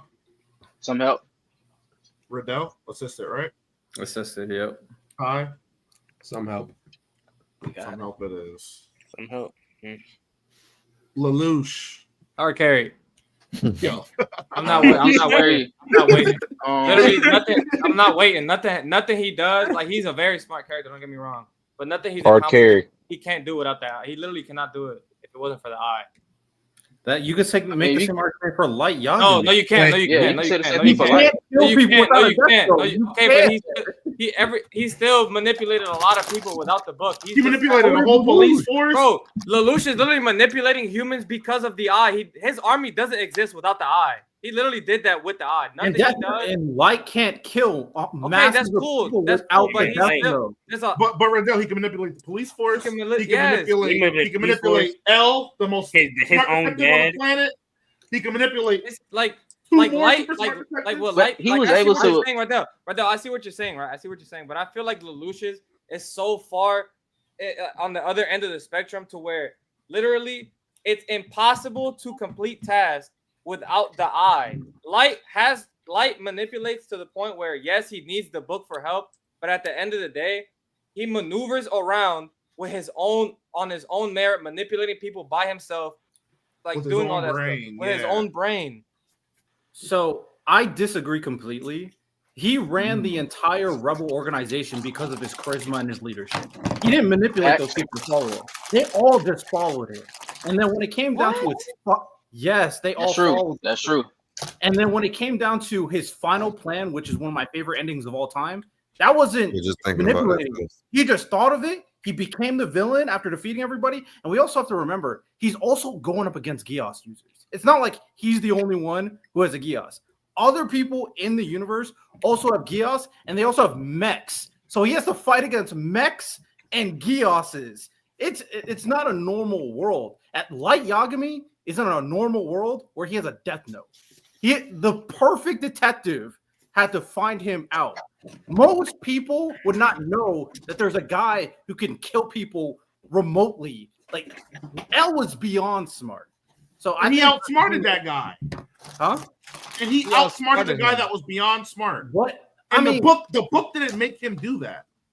No, I mean, that's fine, but at the same time, Light did lose at the end of the day. We from L's like subordinates or little whatever you want to call them. And then Lelouch, his final victory, the way he saved the world had nothing to do with the Gios. That was all his vision, his plan. It was a big doubt. This is what he wanted to do. I agree with that. We're taxing Light for using basically his own brain to climb the ladder. Well, no, hold on. I'm not taxing him. I'm just saying you got to use the same logic you put for Light. I don't think it's the same. I don't think it's the same thing. I think it's the same. Why is not the same thing, Miles? Because Light is using his own brain to manipulate people. He doesn't have an eye he can just turn on and get people to do what they want to do, what he wants them to do. Literally, he can't do that. Like Riddell said, that's not all Lelouch was doing. I feel you. Light doesn't even have the opportunity to sometimes do that. Light has to constantly use his own brain to navigate a bunch of very sensitive situations, not only with the smartest detective in the world, his own father, his woman next to him, the rest of the police force, Light's niggas, Nier's niggas, Mello's niggas, the whole world. That all came from here. The book, he can kill people. I'm not disputing that. But manipulation and tactics is all from the high school student, from him. Yeah, and how he was using the book like effectively as well. Like he got the report. He got the names of people to kill. Because we saw how Misa used the book. She wasn't effective. We saw how Higuchi used the book. They caught him fast as fuck. I'm not disagreeing with that. He's different from everybody. Also has like. Were you saying, Leon? Oh, I'm not disagreeing with that. I think Lelouch also got like not the same feats, but similar feats without the Gios. Like he doesn't. Go ahead. Yeah, he needs the Gios to do his thing, like to eventually like win against niggas. But he's also like a master strategist, like battle wise. That's how they overcame a lot of the fights inside the show. Yeah, my thing is that Light, at the end of the day, he has the advantage of having a weapon that puts him on a different scale compared to all the normal people. And then he also gets the added bonus of having the help from his girlfriend and all that stuff. I'm not using that to tax him, but I'm just saying the benefits he has in his universe. And Lelouch got his benefits too, but he's also battling against forces that are equal to what he already has as well, because there's other users with Gios. There's other users that are on the opposing side with multiple Gios users. They also got mechs, and he's not like a superior mech fighter at all. Like Lelouch is not really that guy when it comes to fighting in the mech. He constantly needs other people to fight for him. So the only reason why he was able to deal with their mech army and their Gios users was because of his brains plus his Gios. And he led a whole organization from scratch to be this new rebel leader named Zero. He didn't manipulate all of these people, like I said. And then he, at the end of the day, not only was he able to lead an army, a rebel force, but he was also able to manipulate a lot of people without the Gios too. So that's why I think for the most part, they're equatable because they both had to do a lot with their situation. And they've just both had abilities that they used and maximized their potential. Light maximized the Death Note, you could argue. And then Lelouch definitely maximized the Gios. And you have to also remember, Lelouch, when it comes to the Gios, it also negatively affected him. Yeah, the more he used it, he couldn't turn it off. Yeah, so he had to deal with the repercussions at the same time, but still was able to succeed. And that's something that Light doesn't have. He succeeded. He did what he had to do. So real quick, y'all are talking. I just saw anime. Are y'all just talking about what the ability of said character?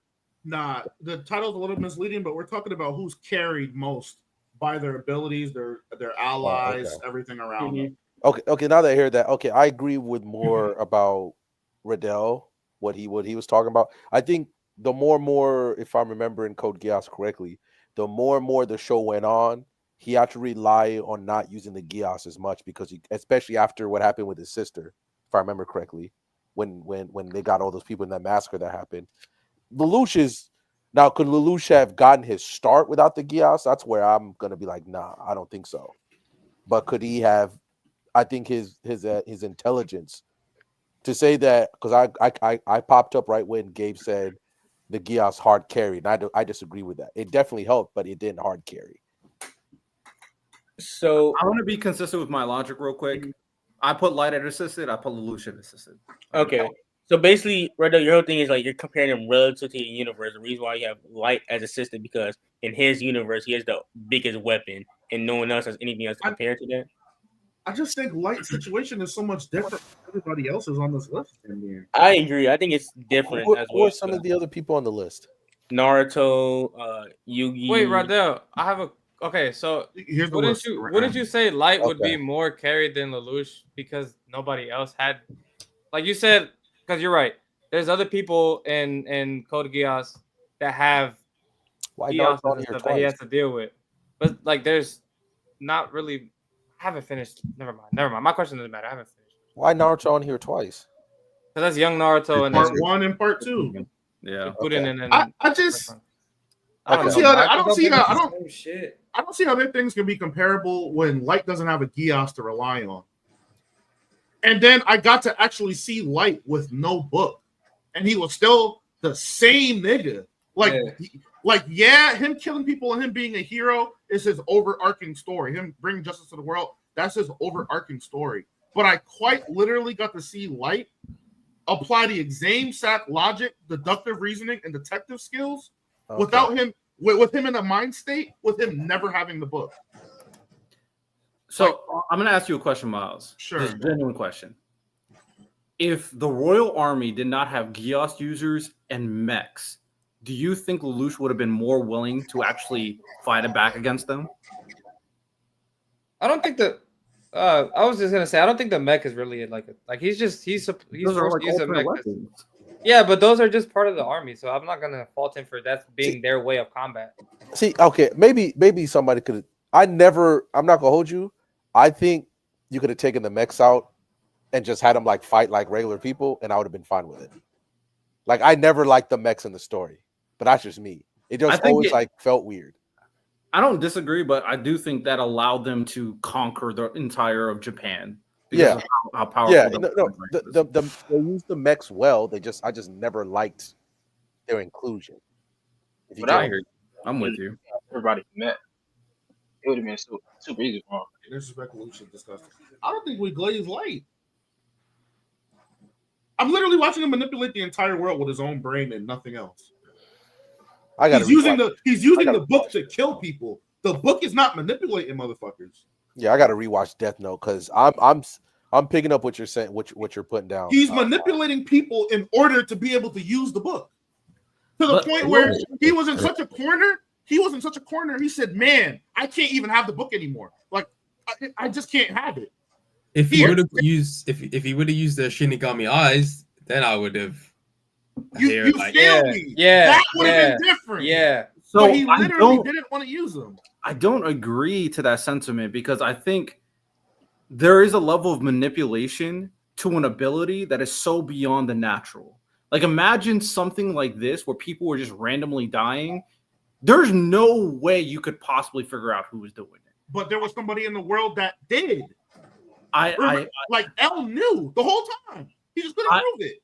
I hear you. L was a super genius, and you knew, and he was the only individual, and he was able to pass down that knowledge to his disciples, to able to battle against Light Yagami. But Light was always going to have the edge over L because he has the Death Note. It's hard because you can't make a direct causal link to his actions unless you catch him in the act, which eventually, L was able to kind of track that down.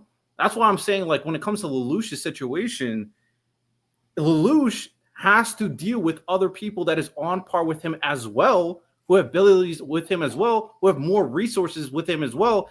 And they also all know that he is an individual that is an enemy. He's Zero. He's a public figure, just like Light, more so than Light, because they know, like, generally who he serves and all that stuff. Light was just a symbol. They didn't know anything behind that. So I think Light had a lot of advantages in the normal world, having an ability that you can't track him down with.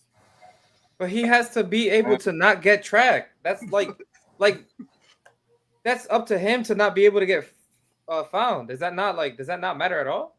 It does. That's why I see them. Like, if I had the book and I'm a complete idiot, first day I'm getting the book doesn't matter. I'm getting caught.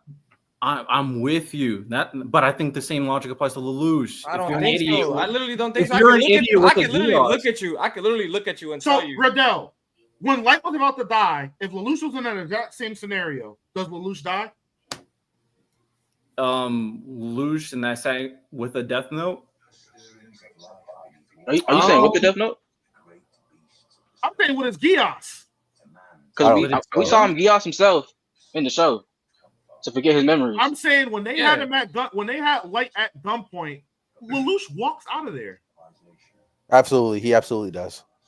I think Lelouch is also smarter than Light, though. No. I agree, but I feel like we caught on a comparison. Well, that's not the argument right now. The whole point is, like, their usage of abilities. I just think it's more similar than you guys think. And I don't think the Gios carries him as much as y'all are thinking. But the Gios, and then it's getting late, so we're gonna move on. The Gios just ties into the manipulation. That's my whole problem. The book doesn't help Light use his brain at all. No. It's just a book. That's true. The Gios is an actual power that offers agency on others. Light can't do that.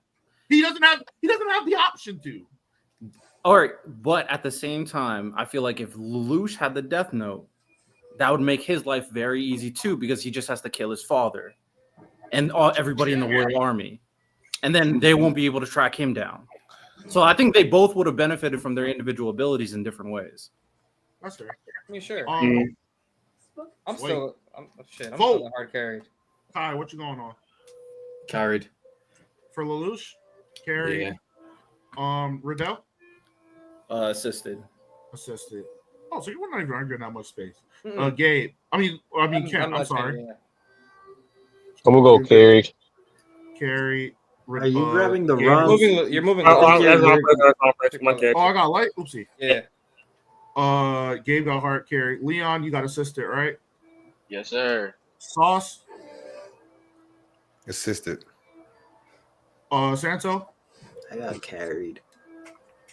Dev. Carried. I think carried wins. Random. I mean, I'm gonna go assisted, but there's a good argument for carried. 1, 2, yeah, carried one. And then last is Ash Ketchum. Carried. Carried. Heavy carried. Heavy carried. Carried by what? Self-sufficient. Self-sufficient. Carried by what? Self-sufficient. Pikachu is trash in the fucking game. I'm not gonna lie, Charizard was carrying his ass too. He's carried, bro. Carried. He's carried, bro. Look, the only thing I can say about self-sufficient. No way. Self-sufficient, my ass. Carried. Self-sufficient? Slow down there. Self-sufficient. I need to hear an argument for carried because I don't see it. Thank you. Exactly. I don't see it either. I don't understand what he was carried to. Carried how? Thank you. How was he? I think I'm gonna be honest with you. We can take the things off the screen. I don't know about y'all. Y'all might like Ash because we grew up with him. He was an objectively horrible Pokemon trainer. He's terrible. I think his philosophy was great, but I think he was a horrible trainer. And when we saw him interact with other trainers, especially his rivals, Gary, Pauls, Barry's, people like that, they were drastically better at making lesser Pokemon good.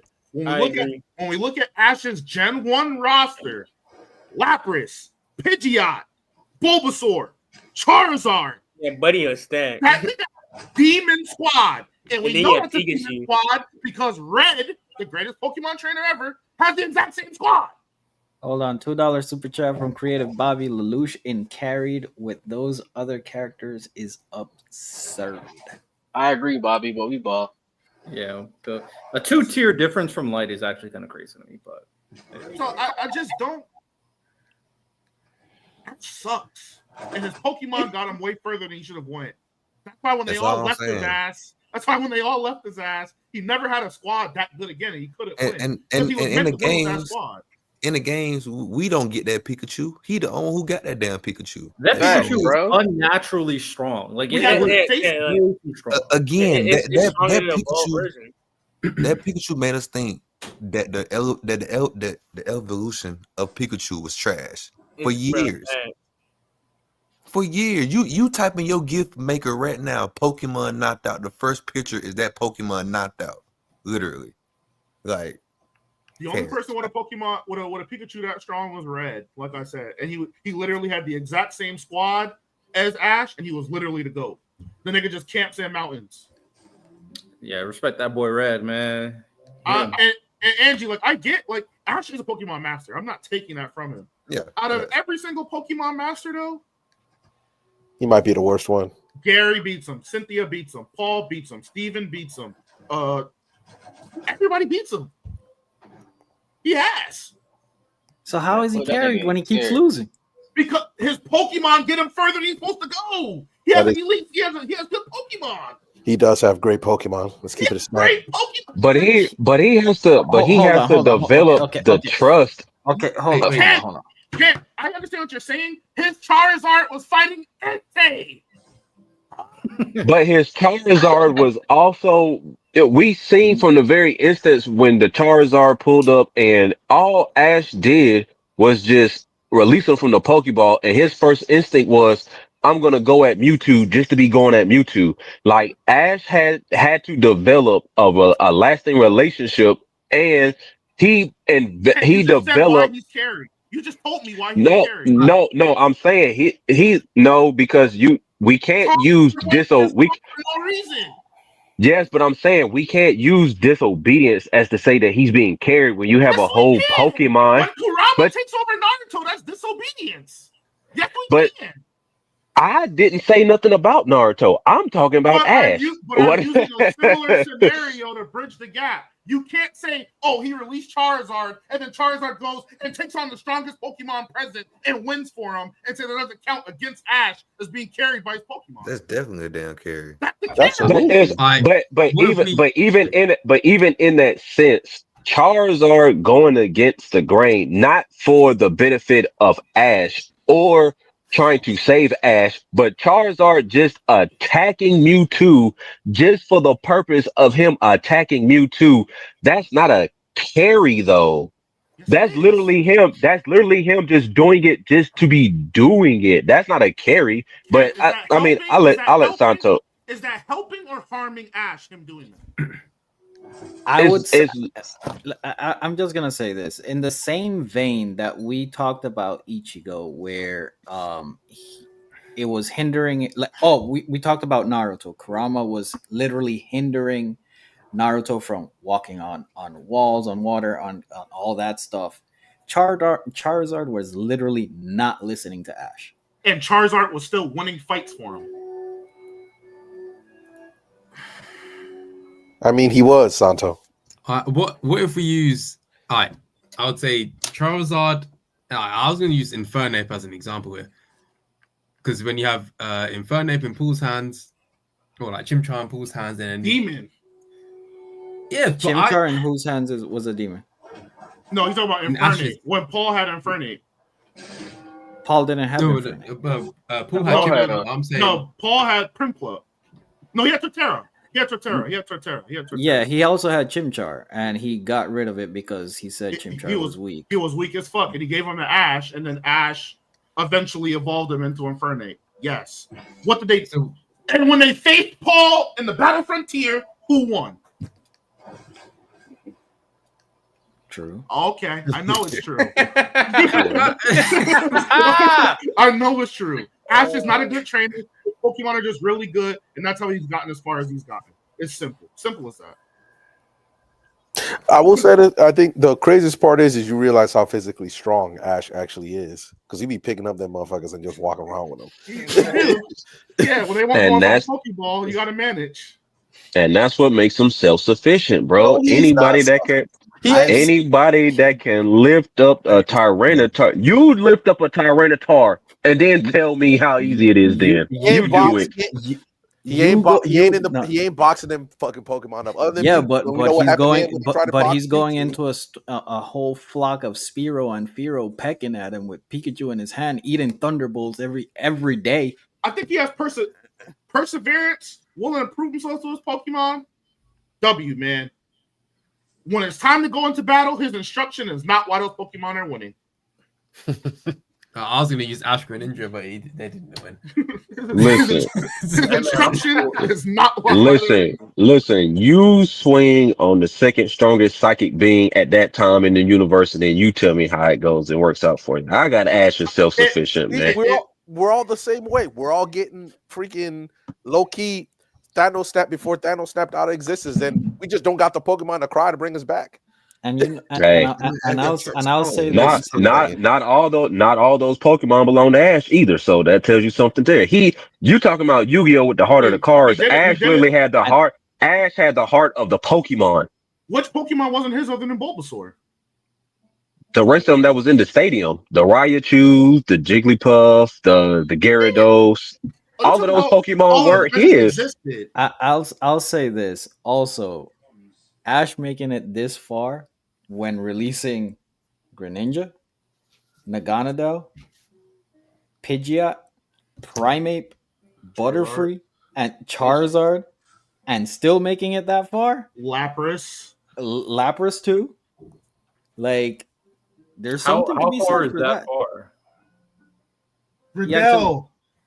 He's literally the Clippers. He's the Clippers. Whoa. He never gets past the second round. Yo, that's tough. He finally won it. He finally won one. Yeah, the one time he got past the second round, he won. Outside of that, I watched that nigga in Kalos not get past the second round. Owen not get past the second round. And with that being said, not get past the second round. And with that being said, Sinnoh not get past the second round. You see, and this is where context matters, because in one of them that he couldn't get past the second round, that guy had a Latios, a Darkrai. What are we talking about? What that mean? That's all I'm saying, man. That's the difference between getting carried and being a good trainer. Cynthia had a Rayquaza. I'm just saying he got past the second round and he won. Sounds like Jokic to me. So that's all I'm saying. It took him 20 years. It took him 20 years. I'm sure. Hey, he also won. Well, I will not tolerate any Jokic slander on this pod. What are we doing? Sound like Trent Dilfer to me. That would sound like fuck out of here. God damn. You said Ash built different. The Ravens defense carried him. Sorry, Pikachu carried it, man. Listen, bro. we can vote, and Ash might survive. And we're saying that let's you know what? Shout out to Richie's Pikachu where he lost in Kanto. Sparky, huh? I'll go. By the way, I don't appreciate you, Miles, bringing up Red because I still got PTSD from me pulling up to that mountain and he was just waiting for me, bruh. with Ash's exact roster, nigga was hey, bro, Red. I didn't even know you was up here, gang. Can I leave? No? Random. First Pokemon he throws out, level 94 Pidgeot. I was like, salute. This nigga's a demon. I gotta leave now. This nigga's a demon. If you guys read the Pokemon Adventures manga, he's a demon in there as well. Oh, that is amazing. That boy Red is just him. I still got gold over him, but yeah, Red's a demon. Where we got Ash, y'all? I really like blue, but assisted. I'd say the assisted. Yeah, I was looking at Ash's. This guy's had some crazy Pokemon. No, I'm putting carry, bro. And we're making it sound like I'm putting carry. We're glazing the heck out of that Kanto team. What Kanto team? It's iconic. Santo, what do you want us to do? It's iconic. Santo, for the time, that Kanto team is tough as fuck. I'm literally not like, bro. I am not hearing any of that going into the final championship round and all of that. And you got a Squirtle, a Bulbasaur, bro, miss me with that. I'm sorry. Legit question. Miss me. What is more iconic? Ash or Pikachu? Pikachu. There's a reason why. Another reason why Pikachu is carrying this boy. I'm just saying. This is why I've been saying this the whole time. This boy Pikachu sounds like why Pokemon. I'm not was his own character in Smash and not Ash. They waited. Oh my, you're cooking hard carried. Yeah, but it's because of the simple fact that Pikachu is the little animal. He is the Pokemon, and on top of that, he's an adore. It's not that he's carried. It's just that it's almost the equivalent of like you having a character that's based off the name of the show. And then you're trying to say that the person that is therefore in control of that character is like you're going to say that person is more important than that. What I'm saying is like Pikachu made Pokemon a household name because he is a Pokemon, and it was very easy for people to just say his name. Everybody here who had Pokemon cards, even if your grandmother, your aunt, uncle, whoever didn't know Pokemon, they would ask you this very simple and very annoying question: "Oh, is that one of them Pikachus?" So it has nothing to do with Pikachu carrying Ash. It's just who people gravitated towards to be synonymous with the show. So we're talking about the show, I'm gonna use the carries them in marketing. I don't know, man. That sounds like a hard carry to me. I'm gonna use the random argument right here. If it wasn't for Ash, Pikachu's dead. Caught COVID first episode. If Ash didn't run him all the way to the Pokemon Center, Pikachu's dead. Look, honestly, I mean, if we're having big facts. As strong as that Pikachu is, if we didn't take him, his career probably would have been the argument. To be fair, about okay. If it wasn't for Ash after he fought Lieutenant Surge Raichu, Pikachu's depressed in a bed, not moving. Lieutenant Surge was a fucking that's fine. If we're having the Pikachu argument, got packed up. If Pikachu was on this tier list, then yeah, you could say he was like assisted or something. But Ash is on this tier list. That motherfucker's hard carried. Riddell, just because they tried to downplay Ash's roster, Kanto. That Kanto roster is trash. What? Charizard, Snorlax, Pidgeot, Lapras, Squirtle, Bulbasaur, and the most broken Pikachu known to man with Muck and Kingler as reserves. That's trash. That's trash. I don't even watch Pokemon like that, but that's trash. That's trash. Hell no. The 30, the 487 toros he has in Oaks farm, whatever. Muck not moving because he never even trained. Kingler fluke. Pikachu. Tell me when you've ever seen that Kingler train anything. Listen, Kingler even for Gen 1. I watched Kingler get to a point where he stopped attacking Ash. He was training. Yeah, but Kingler even in Gen 1 wasn't even better than Poliwrath. Oh, look, an actual trainer training their Pokemon to be good. Look at that. Hold on. My bad, Bobby. I missed this. $2 super chat. Equal of Dark Magician being more iconic than Yugi. That's why that boy Yugi hard carried too. So hey, Ash could be hard carried with Yugi. I think. That's finish voting though. Ken, you said assisted. No, I got self-sufficient. Yeah, that's just. I'm not going that far. That's just absurd. Gabe? I'm not going that far. Oh, I'm changing my vote to hard carried mine, by the way. Oh, okay, you're hard carried. Gabe, put the Clippers in the worst possible one, bro. Okay. You guys sad, bro. Leon. Clippers. I just want to say, Miles, the Clippers made it out second round 2021. Yeah, they did. They made it to the conference once, man. Oh, they did. To be fair. Shout out to us. One time, excuse me. So you said carried though? Yeah. Oh, for sure. Sauce, what you got? Heavy. Santo, where are you at? He's assisted. Random? I'm screw it. I'm going hard carry. Oh, perfect. Nice. Ash is in hard carry. Nice. I got the list because I have him hard carried as well. I appreciate that. Y'all sad. I will say, bro, got top tier durability. Wait, why wasn't Chainsaw Man in hard carried? I heard that he literally can't function without the devil. Charisma and aura. I've seen Ash take Thunderbolt. Man, please, come on, bro. Let's be I've seen him save so many Pokemon. I've seen this man take blows from Primeape in the face. I've seen Ash do too much. But are you going to beat the Pokemon yourself? No. You still need the other Pokemon, Santo. I see that man took a whole a psychic from Mew and Mewtwo at the same time. I watched Ash have a literal demon squad second only to Drake, and nigga didn't accomplish nothing with it. I don't care. The only nigga that had a better squad than him was Drake. That nigga had Tyranitar, Dragonite, Dratini. that nigga, he's the only nigga that had a better squad. Shout out the Dragon Pokemon, man. I like this list though. I actually this came out better than I thought. I mean, I feel like this bum should be all the way up here too. Hold on, is that Yeah. Yes. Who put in assistant? Where do you think you should go, Random? Why Lelouch went down one? Whoa. Wait, Lelouch was up here? Kick Lelouch down one. Hold on. Can I just say one more thing about Ash in the Unova team? Unfazant, Palpitoad, Boldor, Crocodile. Carried them all the way to the second, third round. Listen, I need somebody. Hold on.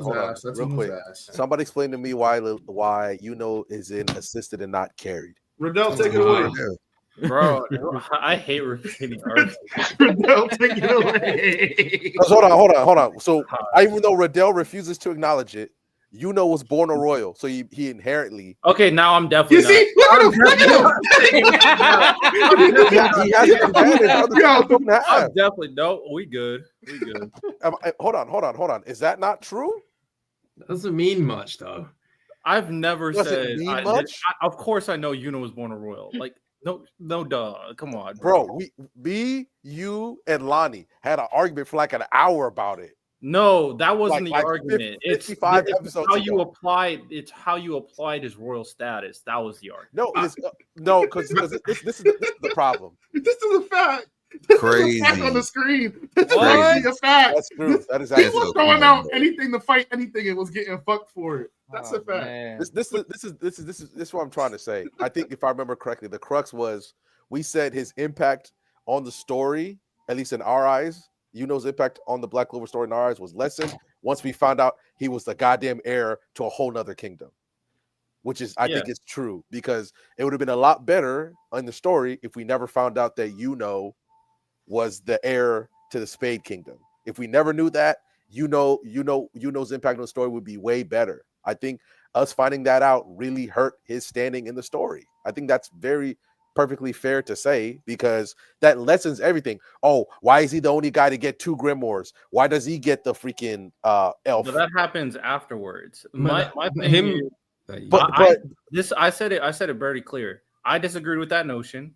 I don't think it undermines anything he did before they found out he was royal.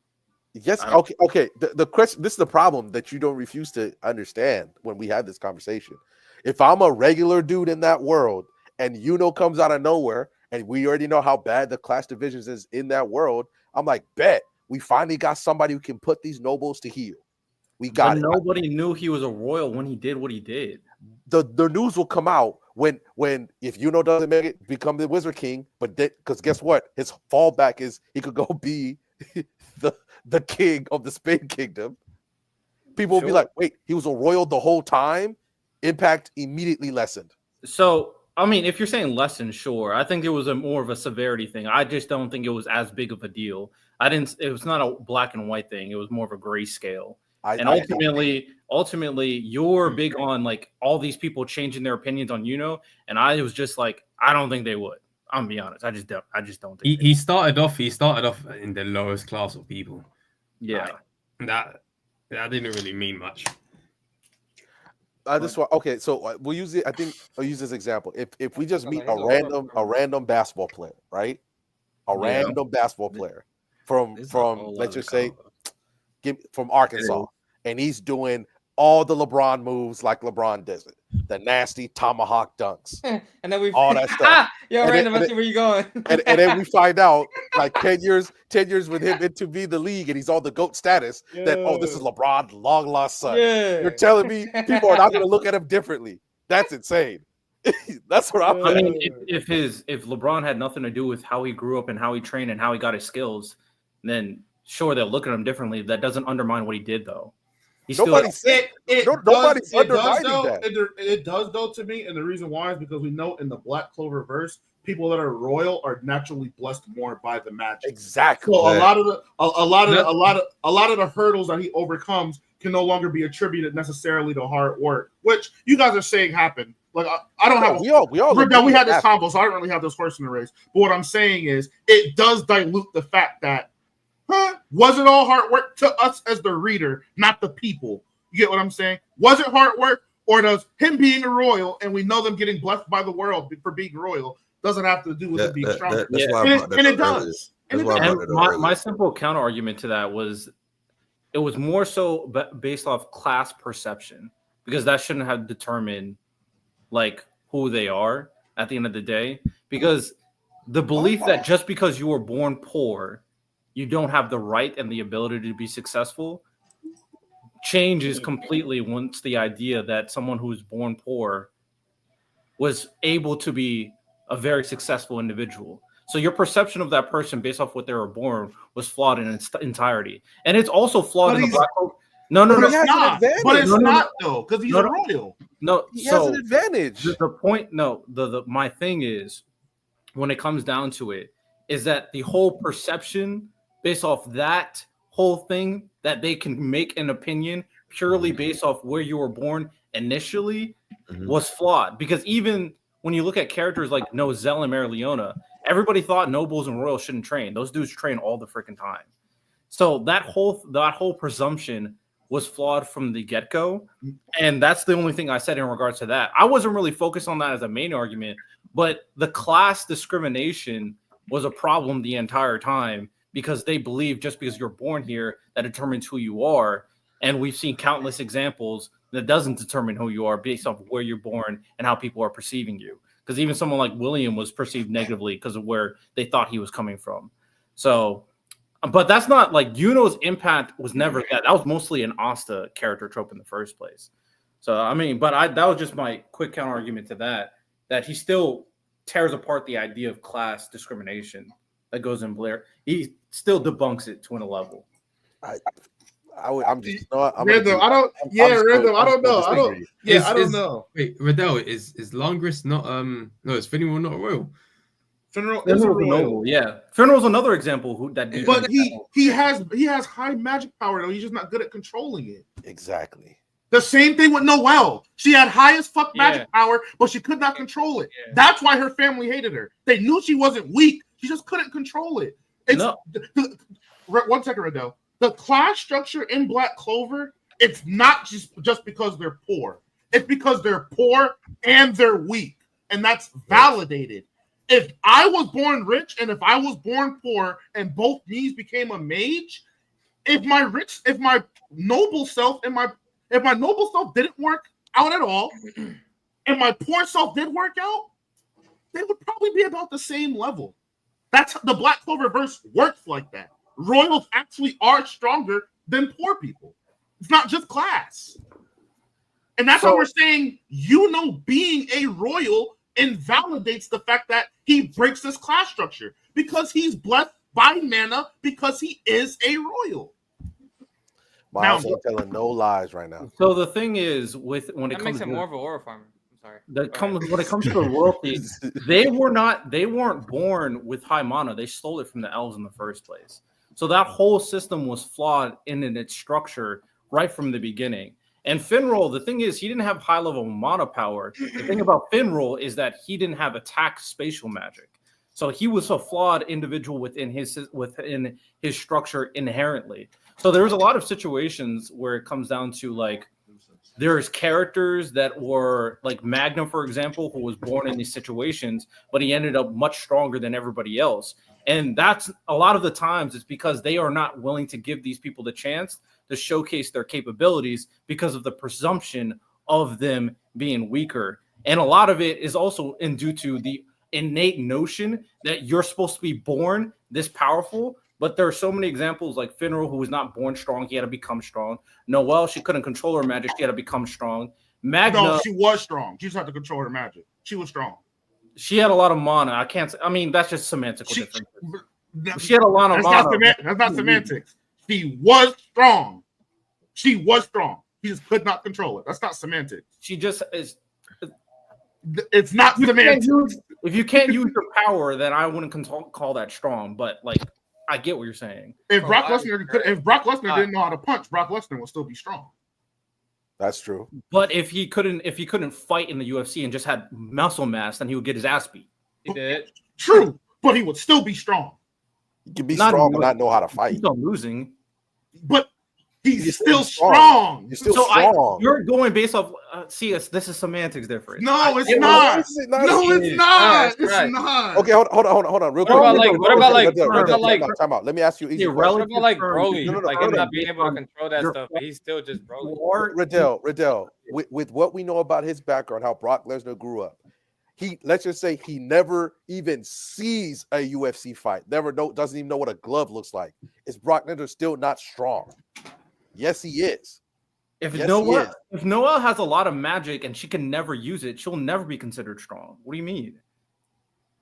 If she can never use her magic, she'll never be considered strong. The only reason why.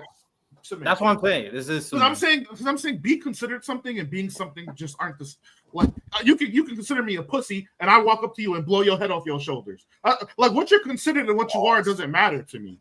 But I'm using them as synonymous terms. That's what I'm saying. That's what I'm saying. I get what you're saying.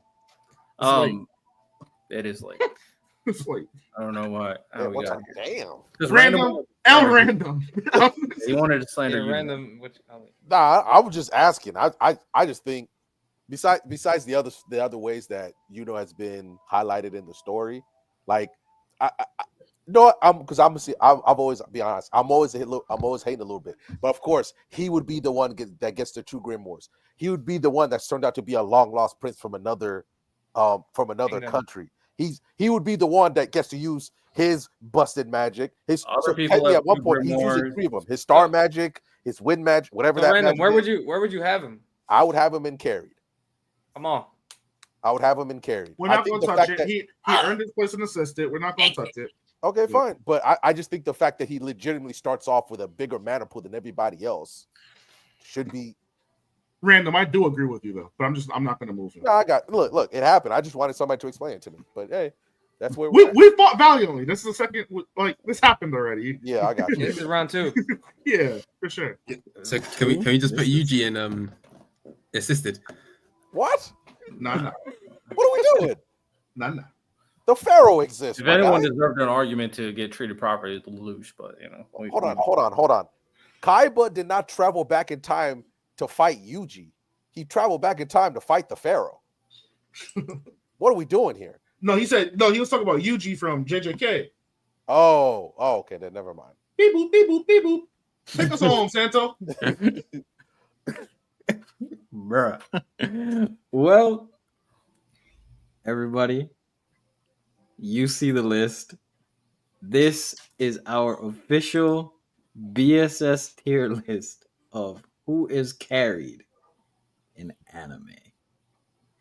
Let us know what you guys think in the comment section. You know, if let's see if we cooked. If not, let us know. Flame us if you have to. Just know that there's a space here every 2 weeks on Thursday on Dojo, so you can push your agenda, push your prop. Don't run from the grind like some people.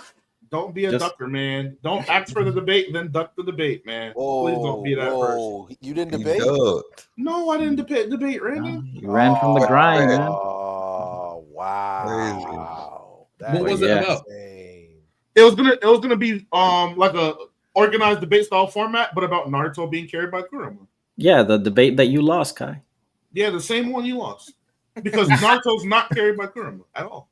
But I wouldn't you say have some substance in your argument. You feel what I'm saying? I wouldn't say lost. I'd say it's agree to disagree. Sure. No, you put up a valiant effort in a losing defeat. But yeah, that's our list.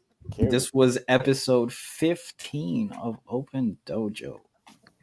Be sure to hit up our link tree where you can follow us on all social media platforms. Like, comment, subscribe, tell your friend, tell your family, tell your mom, tell whoever has ears that this is the #1 anime podcast on YouTube. Stay tuned on Tuesday, our main podcast, 9 p.m. EST. Real quick, Santo. Random, you always do this. You're right. Sorry, I want to do a little because I'm hosting. We're doing some big what ifs in anime. I'm hosting. He does it every time. He's right. I do it every time. I apologize. No, I'm messing with you. It's all good. But yeah, like you guys just heard, random hosting. So hey, you throw it out, man. W Self Glaze, I appreciate it. Random, I had 2 games I couldn't use tonight. I got 2 more for you. We're going to use those on Tuesday. Appreciate it. But yeah, this literally might be our longest episode on the Surprising. I was worried that it wasn't going to be. Yeah. Oh yeah, it is. I think 4 hours is the longest mark we've ever reached. 4 hours is a grip. I did come out 1 hour later, so I only experienced 3 hours. So, yeah. I was going to have something else planned, but it got shot. You feel me? So I got you. Yeah.